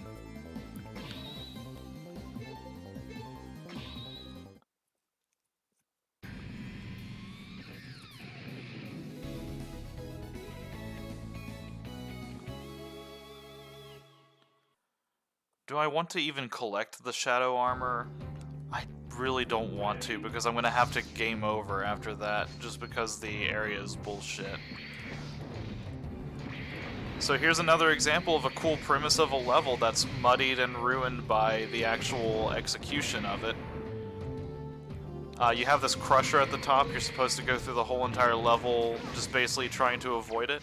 You can negate the first crusher by placing your, the right armor there.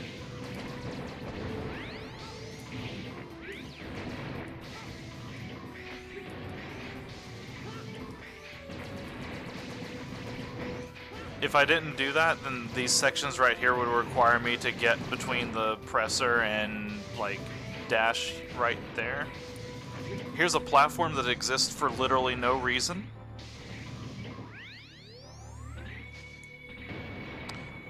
I can't quite skip this section the same as I could the other one, so I have to be very careful about saving these guys and getting the nightmare souls and whatnot.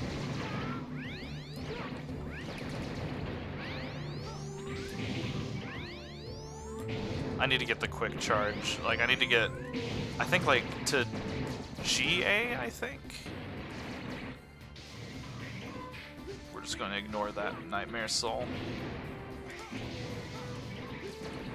I need him to come down here.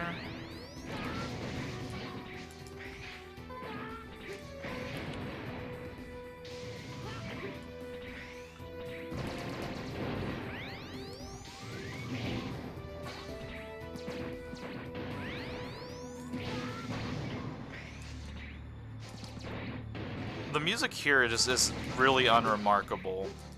Definitely like one of the weaker tracks on the soundtrack for Megaman X6. It could just also be a little bit of just hating this level though, because there's definitely going to be some of that mixed in here. Oop. Okay, so we want to kill him first. There's going to be one more at the end of this, and we're just going to skip him. There we go. So this level's deceptive. If I go that direction, I go and get the shadow armor, but I have to go in here to progress the level. One of the few times that this game actually has a section where you do something like that. I'm trying to remember what thing I used. Oh wait, I think I did this as 0 last time to trivialize that.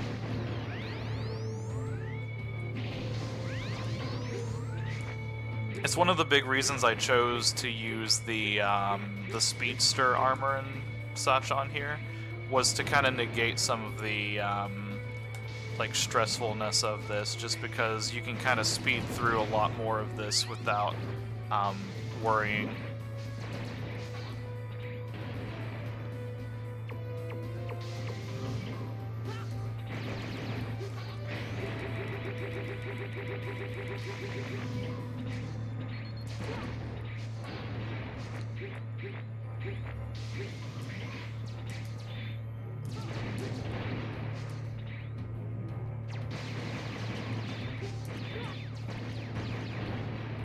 If I stand up right now, I'm dead.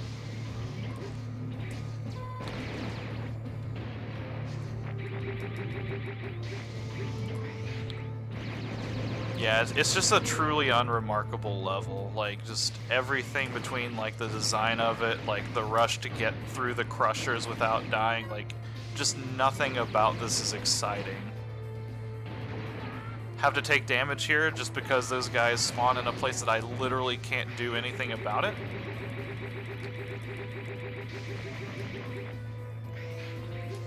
Duck, or else you die.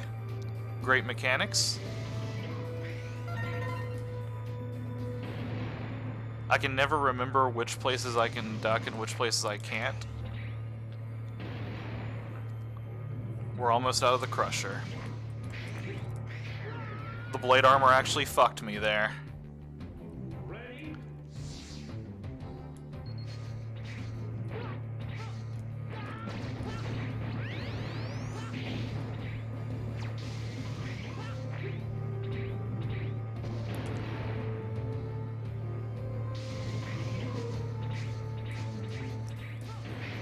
Whew. Thought I was fucked for a second.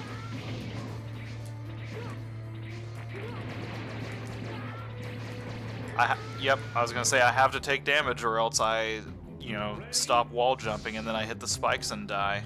Good times. This level is really like the pinnacle of shitty level design. Like, it is one of my least favorites to play, run, do. Like, the whole thing is just a mess. And the other variant that you get for this is these like little blocks that kind of come down and just really obscure everything that you're doing as well. So the nightmare variants that you get on this level are just awful.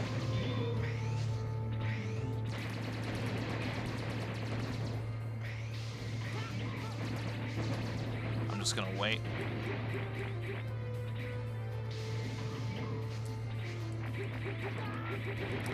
I'll just take the damage, I don't give a shit. I'm not gonna try to kill him this time.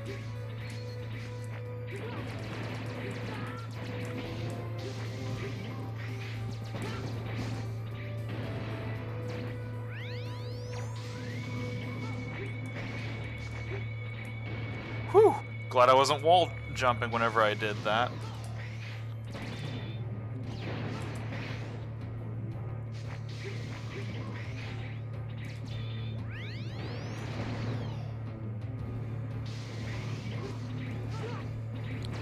That part right there is an awful trap because you have to hurry to get through it, but then you also have to wait to not get killed by it.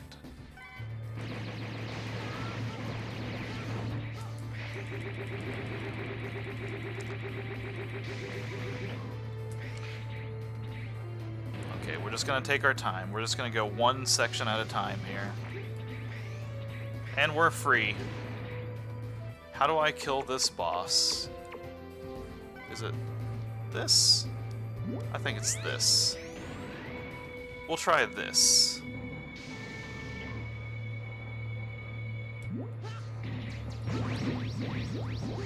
Or we'll just pop it too soon, that's cool too.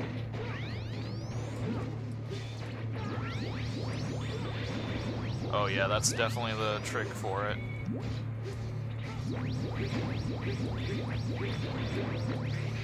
If it would hit.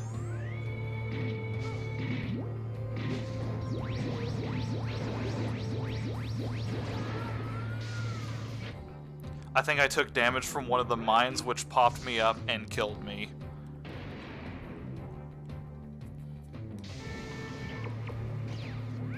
Nope, oh god.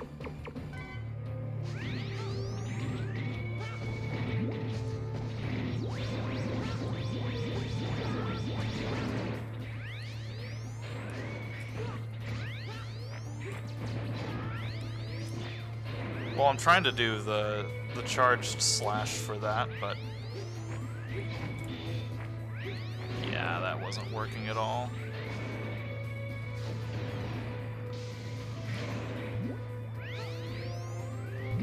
Whoops, did that too soon.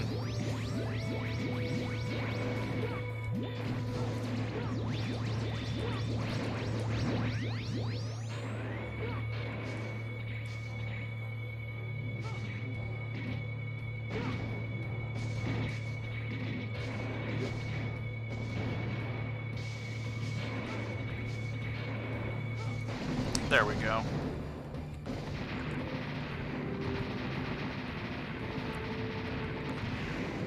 Metal Shark Player is my least favorite of all of these boss levels and whatnot. I actually think he's weak to the to this, which screw it.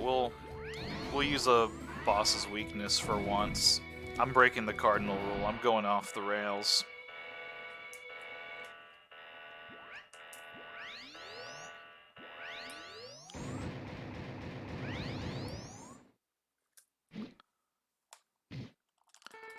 He actually looks cool, though. Like, I'll give him that much.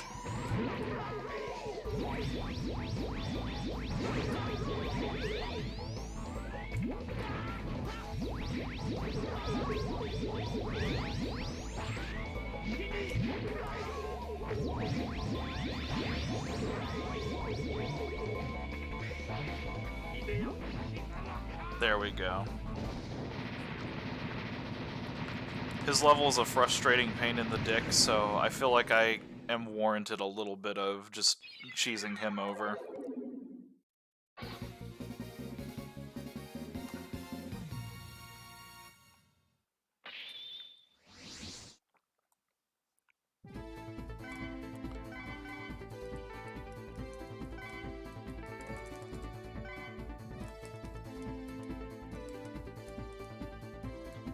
Well, I got everything except for the saber damage increase, which, thankfully, I don't care enough about this game that I have a list of this that I can kind of look for. The unfortunate thing is the thing that I'm looking for is inside of the Nightmare Zone of the Inami Temple, so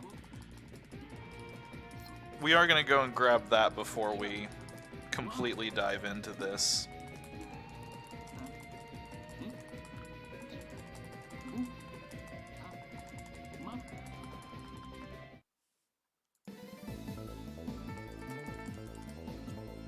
Gate is behind everything, by the way. Okay, yeah, we're definitely going to have to go to Inami Temple before we go to the other place, because I'm not going to go into Nightmare Heatnix even for the... Well, I guess I could do it for the revisit and probably would be fine. Oh, please don't be the shitty one. Okay, thank goodness. We can deal with this.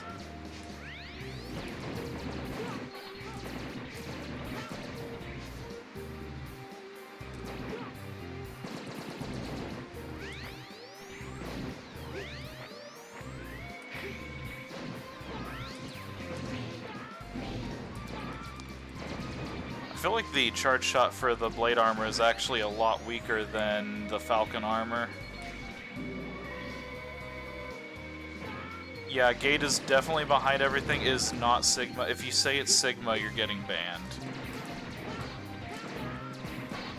That's just how confident I am it's not Sigma. Oops, that's not the way I wanted that to go.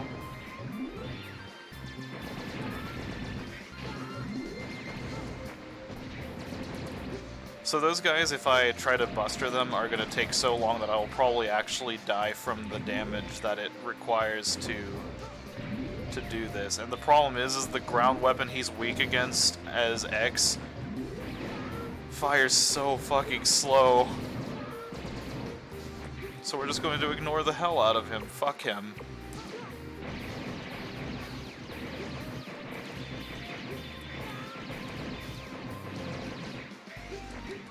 I might actually potentially die here. Nope, we're good. Whew.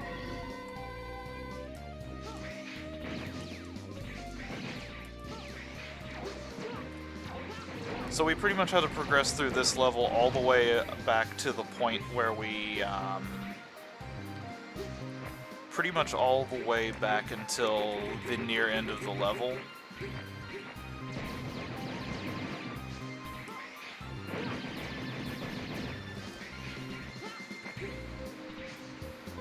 This right here is an opportunity to fill up that E-tank that we picked up, which I think we're full on now.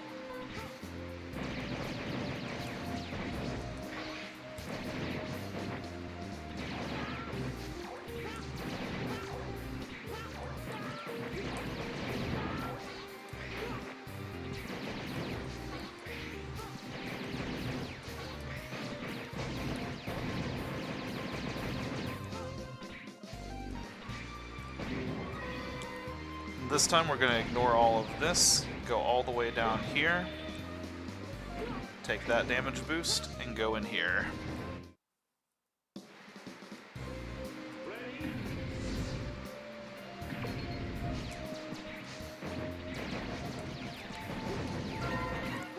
I guess the Yamar option actually fucks them up right cleanly. Holy shit.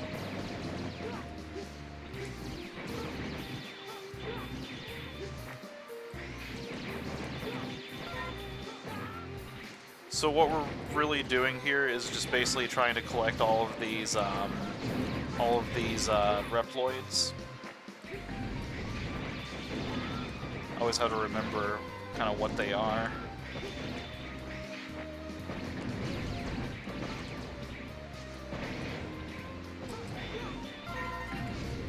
Which, since we're collecting them, they give us health up, so we barely even have to worry about that at all.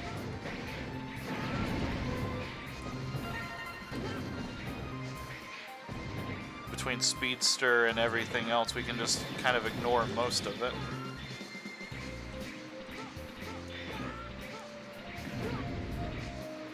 And there's the boss door, so... Oh, we can't escape from here. Okay, cool. Groovy. So we do need to go and find the orbs and hit them. Is there one over here? Can't remember. I already hit that one.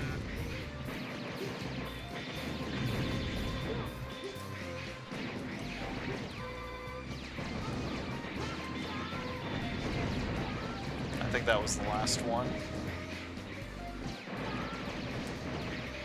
Yep, there we go.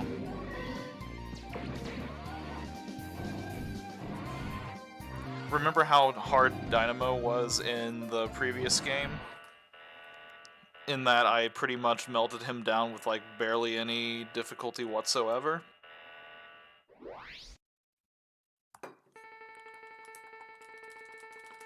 We're about to have the same difficulty of fight.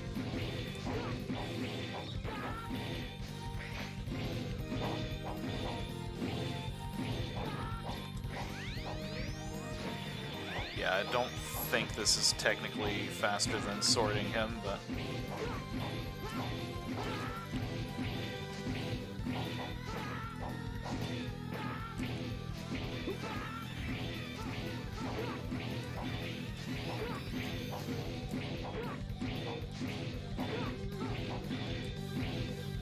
No strategy, just sword.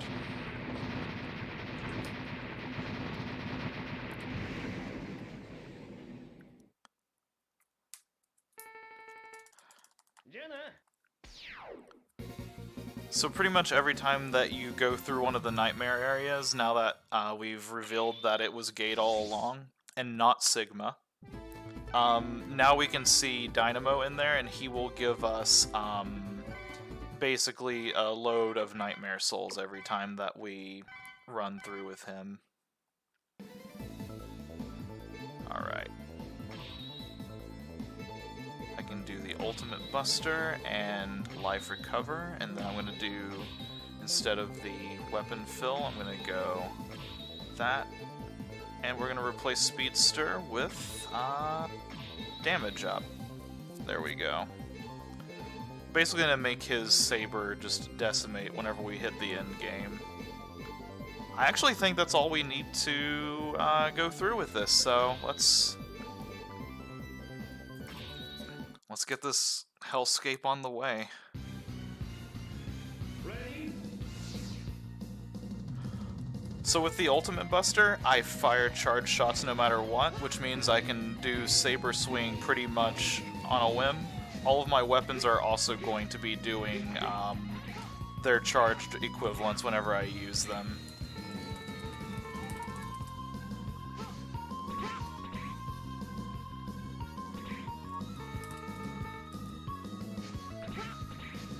So here's where the game initially fucks you really hard, and I actually just realized I may be in trouble here, potentially. I may have to use all of my lives for this. Yep. Ready? I think I might have actually fucked myself over, like, equipping the Ultimate Buster this soon. So I don't have enough jump speed to do this, and the thing is, okay, I can make that work a little bit. I can also damage boost off of them, so we might not be as fucked.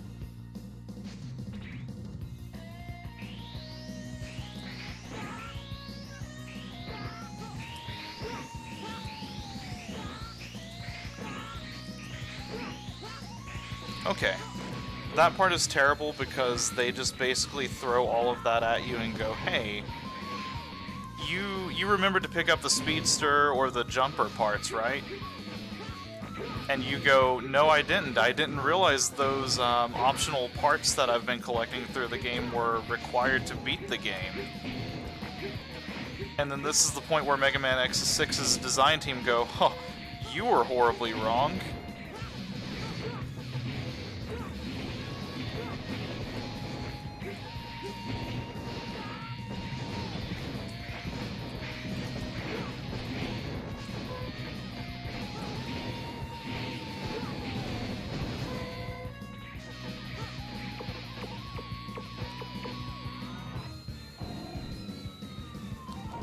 This first puzzle is extremely stressful. I don't think I'm going to be able to do it in time. As I die immediately to it. I fucked up my blade dash jump that time. I forgot you need to not activate dash jump in order to use it. At least my doubt was well placed.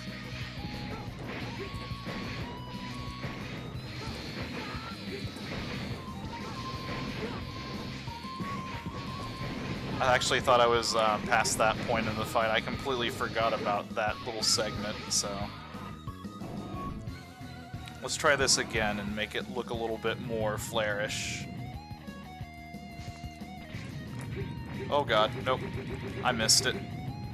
If you do that fast enough, you can actually just negate that entire first little dash through that. This one is a little bit less dodgeable, though.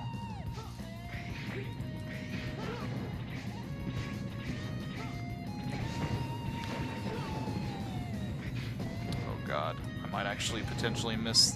Okay, whew. The second one you can't quite dodge, this third one you definitely cannot, because this turns into sort of a soft auto-scroller.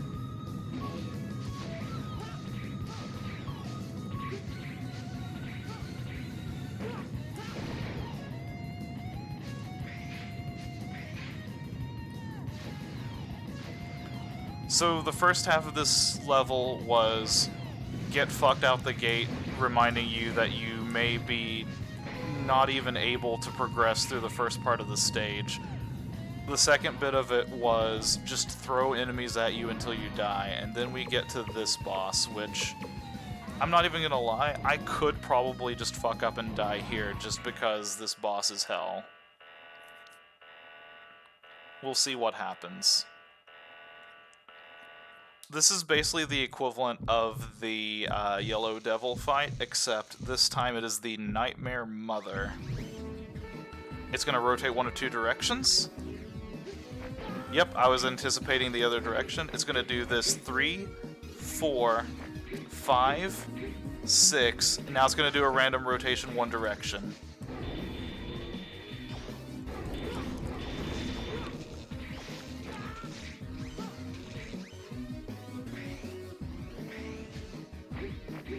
That was a really bad pattern because I had none of them visible to actually use. Okay, that's 6. Okay.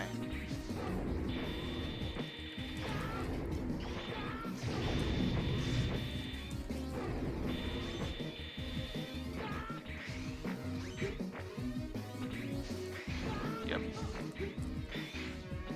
5, 6, shift.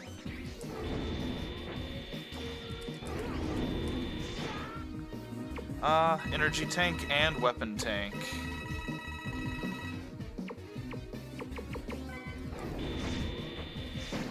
There we go.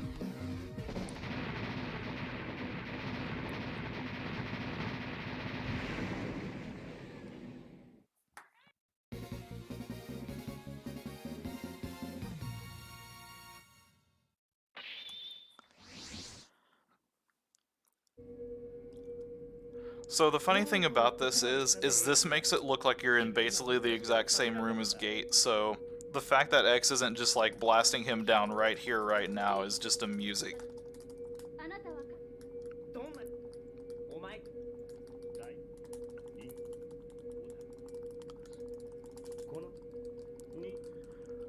Another kind of fun fact I can kind of talk about as we're skipping through the story of this, Alia actually knew Gate, and they made it a point throughout the story, particularly if I would have grinded up, I think it's like 5,000 or so of those Nightmare Souls. I could have gotten to this point in the game earlier as well by Alia realizing that it was Gate just through researching all of those.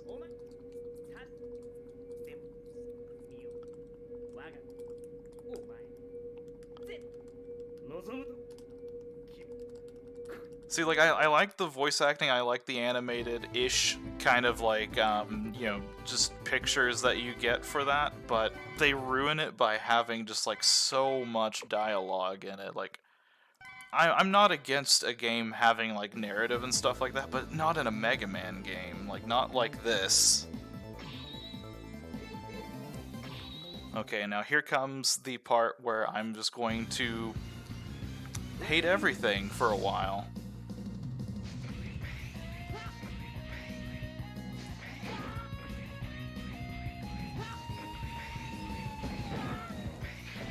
Okay, so we're gonna go up here. there's going to be a means to restore our E-tanks coming up soon. One thing that this game actually does that's pretty cool is no matter whether you have full health or not, all energy tanks that you get go straight into your E-tanks as well. So even if I'm not at full health, I'm filling my E-tanks just by picking up life pickups, and that is pretty cool.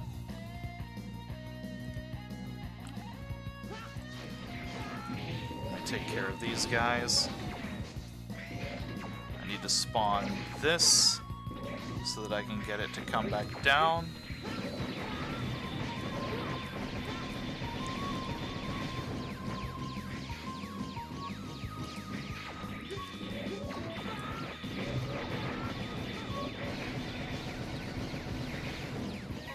I actually kind of needed to keep that guy, but...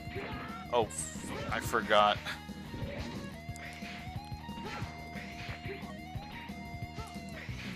Okay, so this part right here is the reason you would want to bring Shadow armor, but the problem is not this part of the level, but one that's going to be coming up a bit later, so... I don't know if I want to try to do high max at this low of health. Here's what we're going to do. We're just going to take the L on him this time. It's not like I don't have like 90,000 lives already.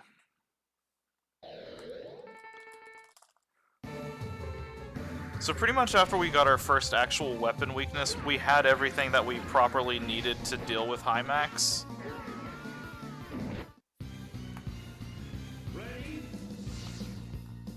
And what we're going to be doing is using the ground scare vetch here.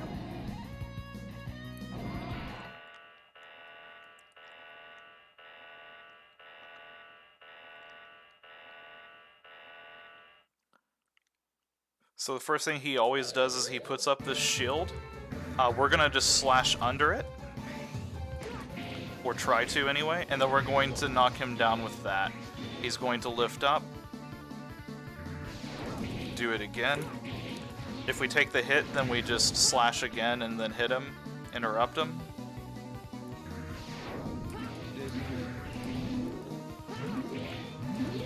Uh-oh, I don't think I... Nope. That's bad. This fight might take me a couple of tries. Because he is just a genuinely bullshit boss. I'm not gonna waste it on this try, like this was a bad shot. It is a little bit of a window of, it is a little bit of a window to kind of catch him with that, because I have to hit him with like the crescent part of the saber slash, which is not fun.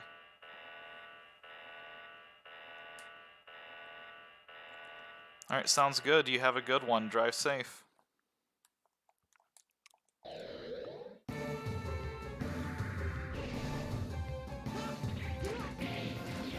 But yeah, this is basically the fight right here. Wait for him to pop down. There we go. We're using the rock because it has a really big hitbox, so even if I'm falling down, I can kind of catch him with that.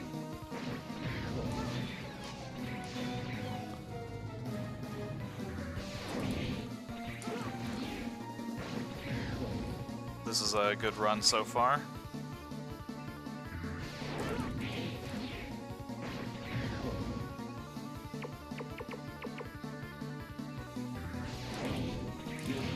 Damn it. This is bad.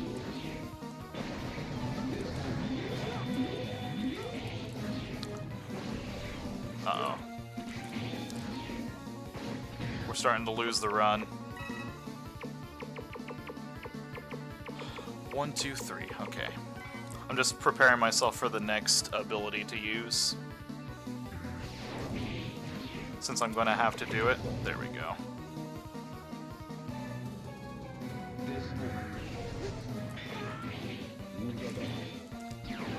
There we go. I need to just dodge those whenever he Deus Volts. Uh-oh.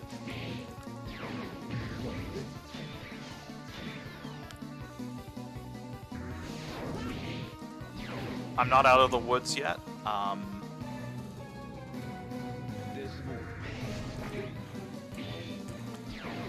One more.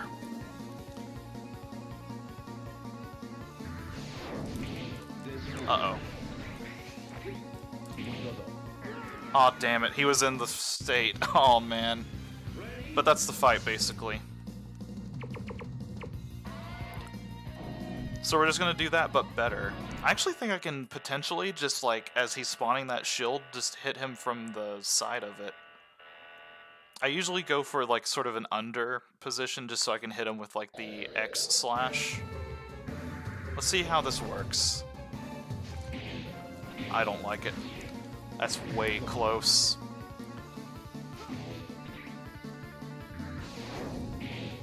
Oh, actually, yeah, that... Okay.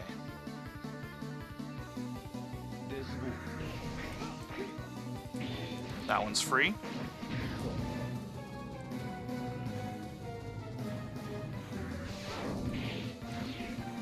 Alright, I've got a spot here. Like, I'm basically lining up on that little gold trim for that. Okay, and then, yeah, you can pretty much line up on these two gold trims to hit that. Nice. Well, I didn't mean to lab this, like, right here and now, but here we are.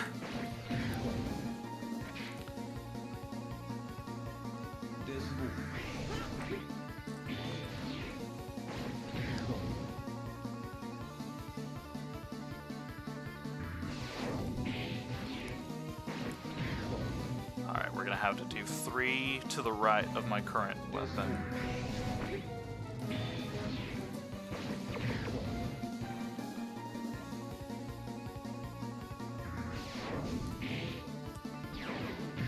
Alright, one more.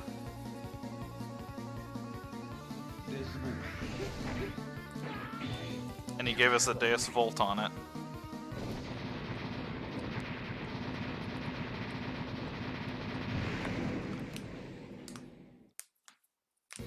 So this state, like, this music, this victory theme, this is a lie. We are still in the same stage. This is still part of the same stage. It's basically part 2, even though they more or less lie to you and pretend like it's not.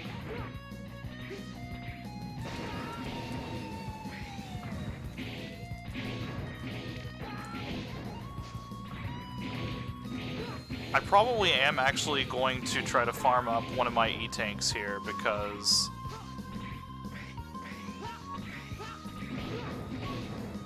the boss coming up is not fun.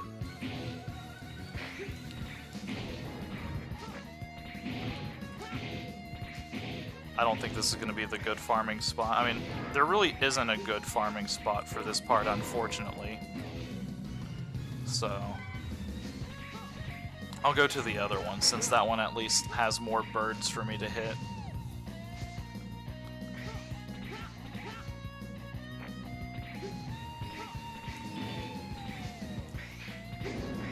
Never mind. I'm just gonna get to the end part here.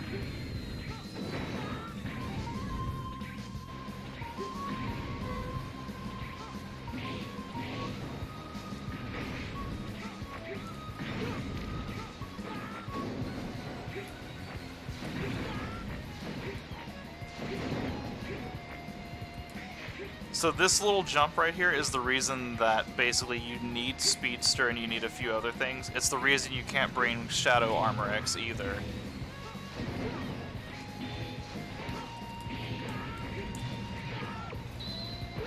Oops, that's not what I wanted to do. I wanted to do this. The charged EMR option is an amazing ability.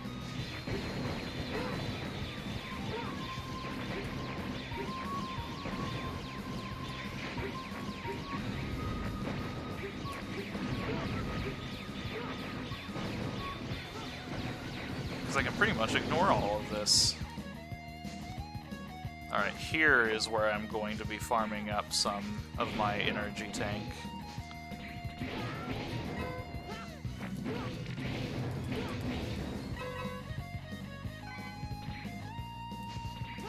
Unfortunately, there's not a super efficient way to do this, just because all it is spawning these birds and praying they drop life.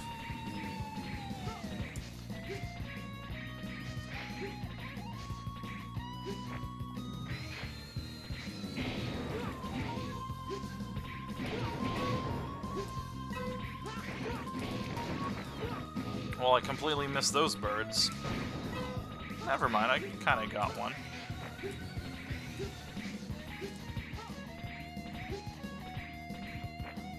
Okay, I guess where he died so far off screen, he just didn't trigger to respawn it.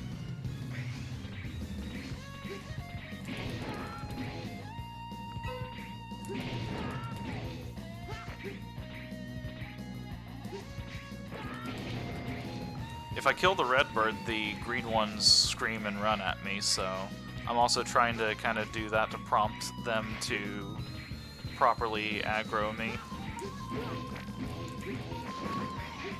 Or just missing them entirely, that's cool too.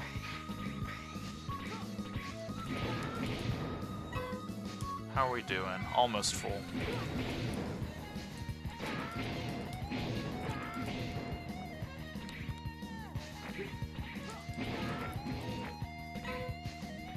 If I can get my E-Tank full, I'll be in just perfectly good business. Because at that point, whenever I die, I can restore my health to full. I think I picked up a 1-up.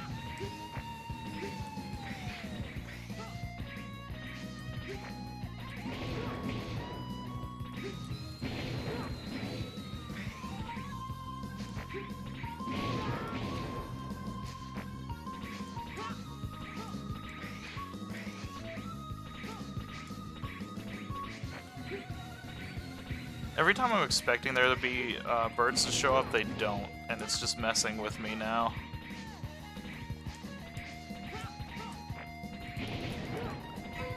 I think that'll do it, actually. Yep, okay. Alright, boss time. Gate sucks. I have nothing good to say about this fight. He just sucks.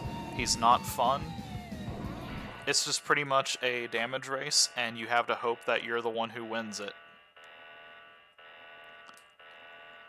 I'm probably not going to use my E-Tank on this first attempt, just because I'm already kind of going in with gimped health. So you can't damage him. So what we're going to do is jump between these two platforms and wait for him to fire a ball at us.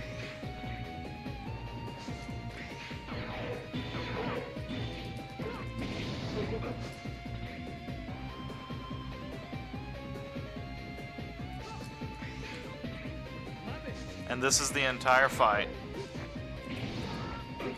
You can't really avoid the ball attacks that easily, so the best that you can do is just, you know, trade damage with him. Wait for him to show up to you, pray that he eventually throws them at you. He has one other attack that he can do that can sometimes destroy the platforms, but it's just hardly worth actually talking about.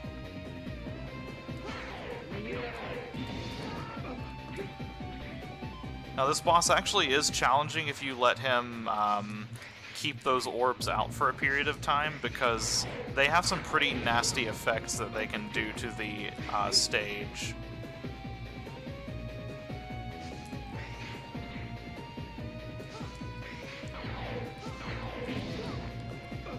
But fortunately, the way that we're kind of doing this fight, all he's going to do is either fire balls at us, do that attack right there, or do nothing.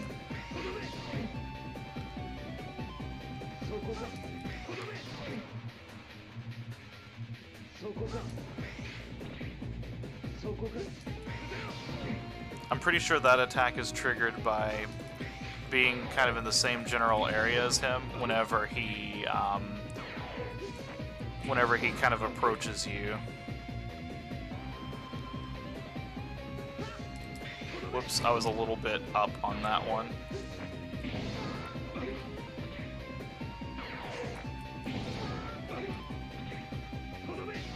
He's being very generous with the with giving us attack orbs this time. Like the last time I did this fight, it took me probably an upwards of 5 minutes to do this fight just because he wasn't throwing any orbs at me.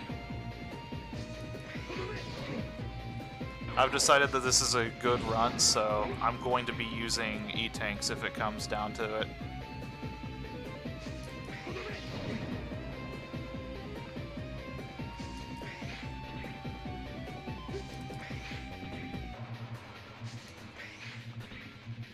Riveting boss fight.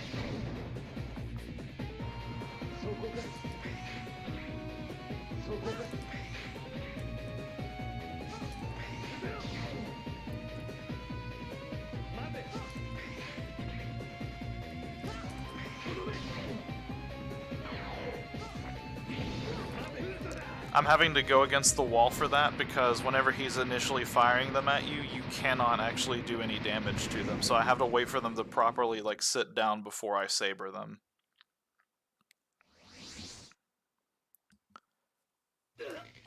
So we beat him, but he has one last trick up his sleeve.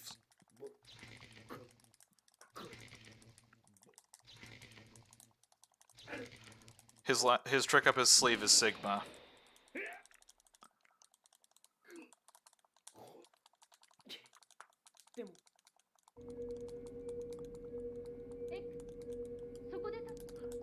Oh, it's 100% Sigma. It's absolutely Sigma.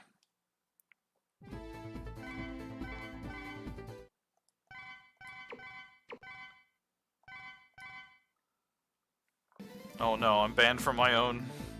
What have I done? Let me just double check 0. Okay, he is set up. Because to finish out this whole entire thing, we are going to go in here with 0 and we are going to absolutely wreck shop.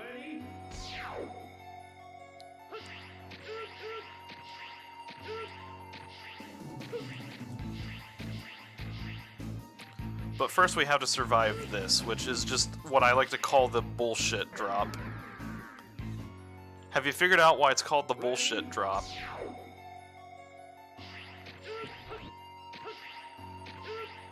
In lieu of actual level design, let's just make leap of faith after leap of faith, where what you do is you scale down incredibly slowly, making sure to go down the right direction, because heaven forbid you make a mistake.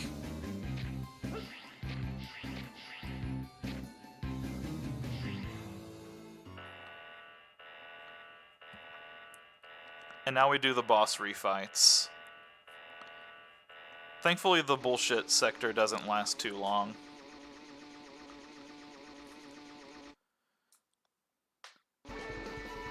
Alright, so we're just going to equip the guard shell until he gets low enough for us to hit. We're just going to do this.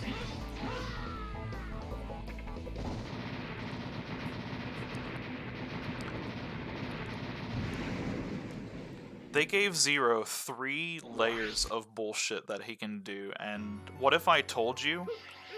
We're still not even at the most bullest, shittiest thing that he has in his arsenal.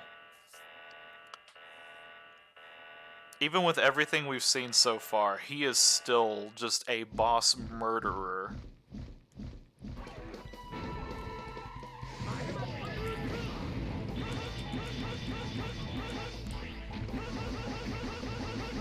I accidentally activated the ice move. So his weakness is the ground dash, but this basically gives us invulnerability frames like in a more safer fashion, so this is the better way to kind of handle this.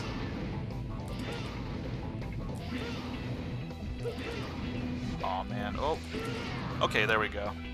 I was gonna say I about thought that we weren't gonna be able to beat him before he did his ultimate attack, but thankfully we did.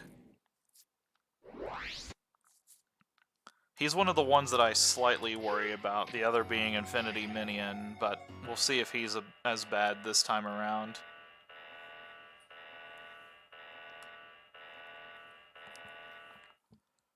I think I did, yeah. Both of us charged at each other, I swung my sword and he died. Alright, Blizzard Wolf Fang round 2, let's go. Come on. There we go.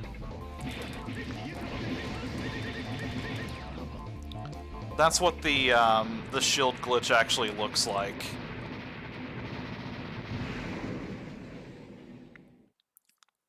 Boss's HP just absolutely just depletes.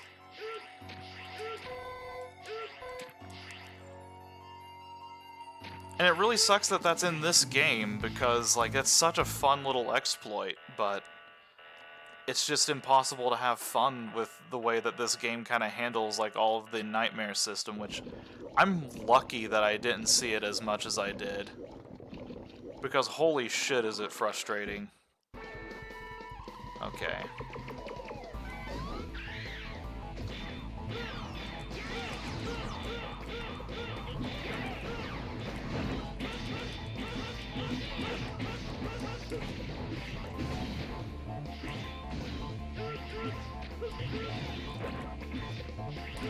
So yeah, this fight is a million times easier on Zero, because there's just so many different ways you can deal with him, including the Zero Buster, which, you know, if you remember me doing this fight on X, like, I just got overwhelmed by a lot of things, but on this fight you can just pretty much just ignore almost everything with Zero and hit him with Zero Buster shots, because they're just that damn powerful. I'm not complaining about that, by the way. Like, I think if anything, they actually overtuned the Zero Buster in this game, because it can absolutely destroy, like, just random enemies for no reason.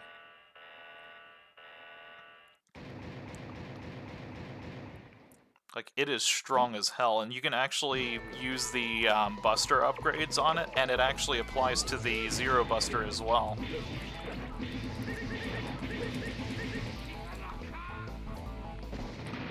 That was me doing the anime, just slice the enemy a million times in a second. Aw, Hungy Kitty.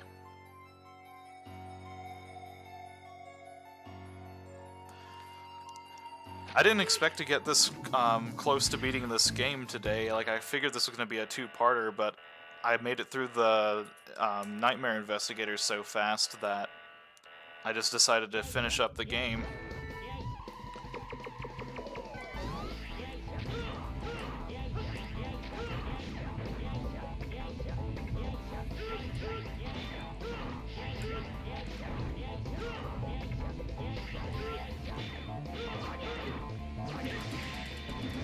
Aw, damn it. Couldn't get him in time. That's fine, we got him still.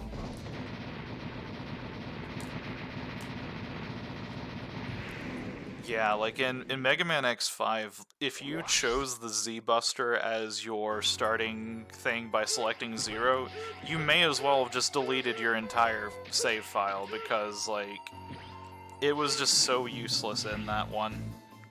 So, like, I'm definitely glad that the Buster has more power on it in this game. It's just unfortunate that the game itself is such a drag to get through. Alright, we're gonna try to do the Rainy Turtleoid again, but this time actually, like, fucking murder him appropriately.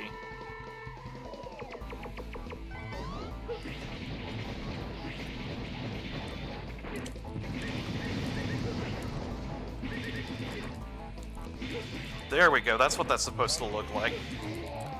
That's how he should have been dying. I just needed to get hit and get into his hitbox a little bit more.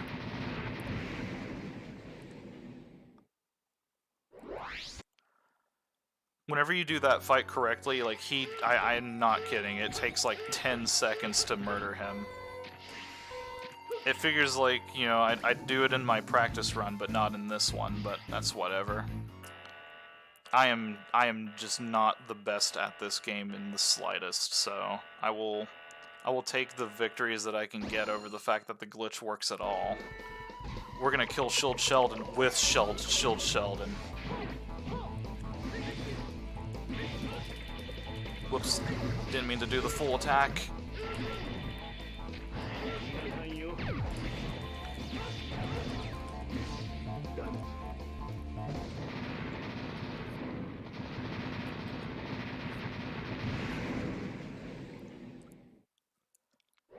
It's actually kind of funny because doing that is very appropriate to how Zero's playstyle is, because it's supposed to be a risky, like a risk reward. You take a lot more damage to be up close, but you want to be as close to the enemy as possible to hit them. Hilariously thematically appropriate for Zero.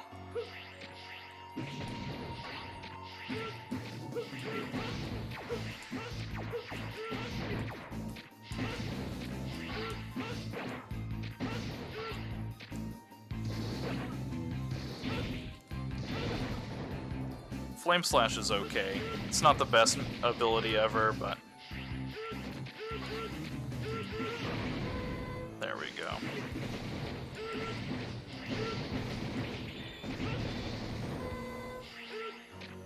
All of the skills do decent damage. It's just a lot of the skills don't, have good activation. Like, one I haven't really shown off yet is that right there, the Hyoron or something like that. It activates by holding up and hitting the jump key. Oh god. Whew. Okay, we're fine.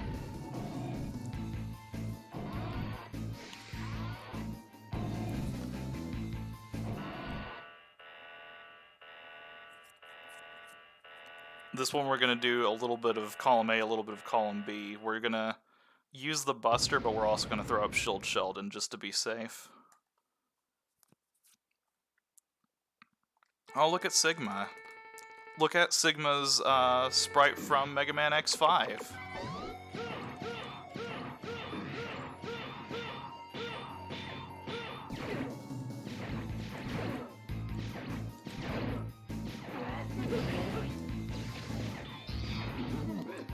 There's phase 1 down.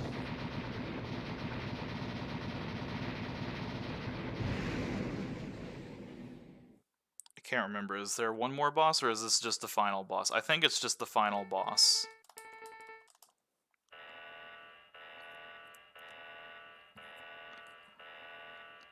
So we're not going to use the shield glitch on this one.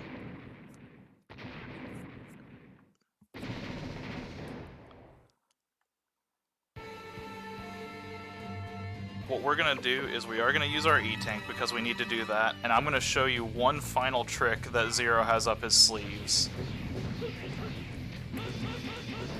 Oh man, come on. Get up there again. Oh no, the platform, it switched. Oh, turn back upside down, there we go. Alright.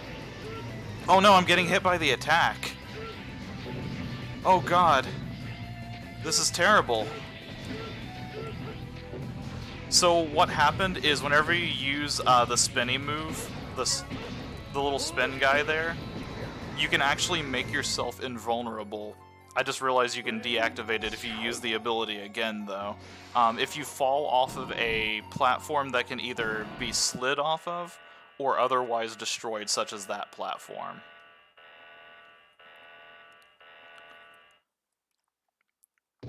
I haven't fully played around with that one, so I disactivated it at the end on accident, and whoops. Alright, we're gonna pop up Guard Shell.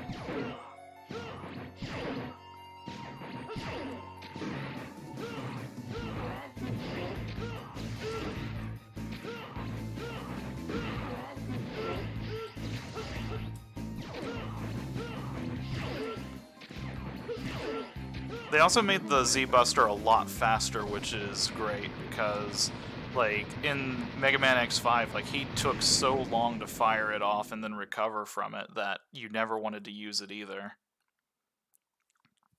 So we're going to try to get that trick going again just for the swag ending of this, where I just pretty much ignore the entire fight.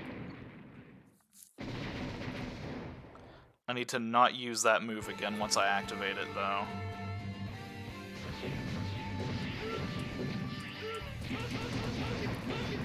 Uh-oh. Well, those were some accidentally clutch item grabs. There we go.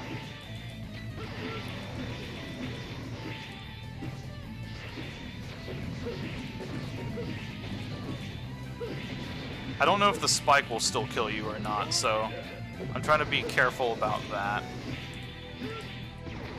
Haha, your attacks mean nothing to me, Sigma. Get fucked. I'll even go stand in it.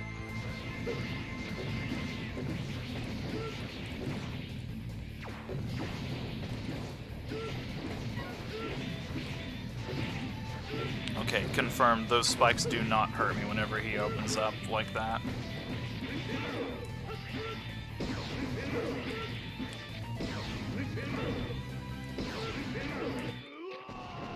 And there we go.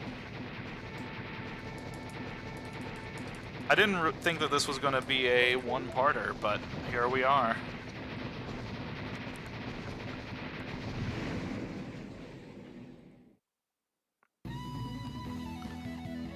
And that's how you swag the hell out of the end fight of this, is you just basically become invincible and ignore all of his attacks.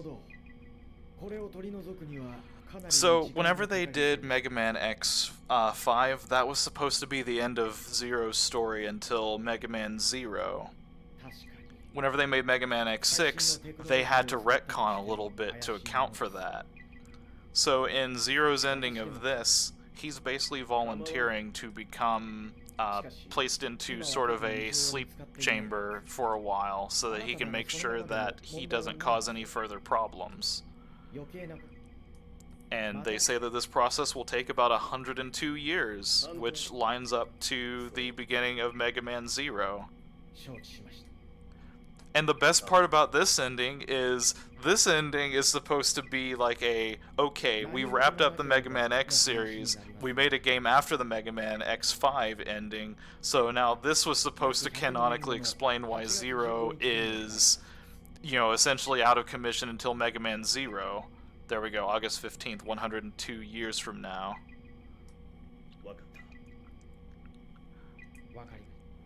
So, the funny thing about that ending is Mega Man X7 and Mega Man X8 exist. And Zero's playable in those.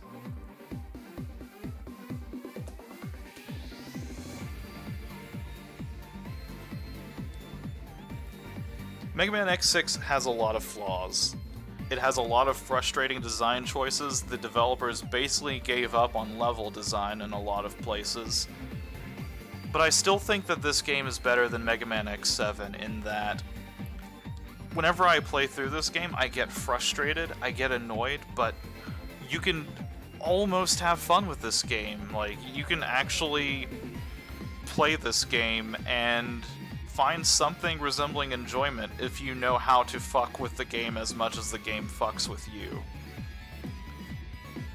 Knowing the weakness to the dragon enemies in Blaze Heatnix's stage takes out a lot of frustration in that stage, but then you get to see how hollow and empty that level really is. You can game the nightmare system by revisiting other stages, so you can kind of negate the effects of that, but you saw in Commander Yamark's stage just how bad the nightmare system can be at its absolute worst. And the problem is that a lot of the things that I know about this game came from researching this game before playing it. Before I did any of that research, it was just me going into levels, hitting the nightmare effects, and screaming. Whenever I initially played this game, I actually had to force myself through like some of the worst parts of it, and then, you know, like hitting the ending stages and realizing like all that hell. Like in the first not Sigma stage, I skipped a whole portion of the level that was supposed to be frustrating because fuck you, I've got the blade armor and I'm just going to ignore everything. But you have to fight like 3 or 4 totem poles to make that jump and attempt it, only to fall back down and have to maybe do that again. Or die to the spikes and have to do that whole section all over again. Just having that little... that kind of item gate, pun intended, at the beginning of Gate 1 is such a terrible thing because the rest of the levels don't enforce that. Which, thank fuck they don't, but... you know, like, if you're gonna make a shitty decision, at least be consistent with it. With all of that being said, though, it still uses the 32-bit X engine, and whenever the 32-bit X engine is actually working correctly, and if you can ignore, like, all of the frustrations of it, it's very big ifs, by the way. I completely understand anybody who is struggling with it, because for me, during my practice runs, it took me about 7 hours of just messing with this game to feel good about making this run. But I still managed to get through it, I still managed to show off some fun things with it. This is a game that if I had to choose between X6 and X7 to play again, I would actually play this game again. X7 is unredeemable, and I have no joy for that game. Like, if you want to see the run of that game, you're gonna have to check back through my channel and find the run that I did of it, because there's not gonna be another Megaman X7 run. It's not gonna be in a gauntlet, it's not gonna be in a marathon. I am not playing X7 again. X6? Maybe. I would rather stream about 9 other games, probably some more on top of that before going back to this game. But I could very well run this one again someday.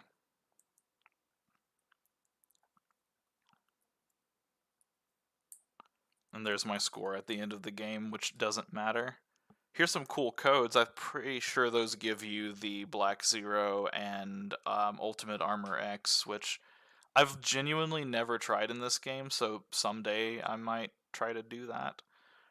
Put the cursor on game start and press left, left, left, right. And then the other one's left bumper, left bumper, left bumper, right trigger. Let's give it a shot.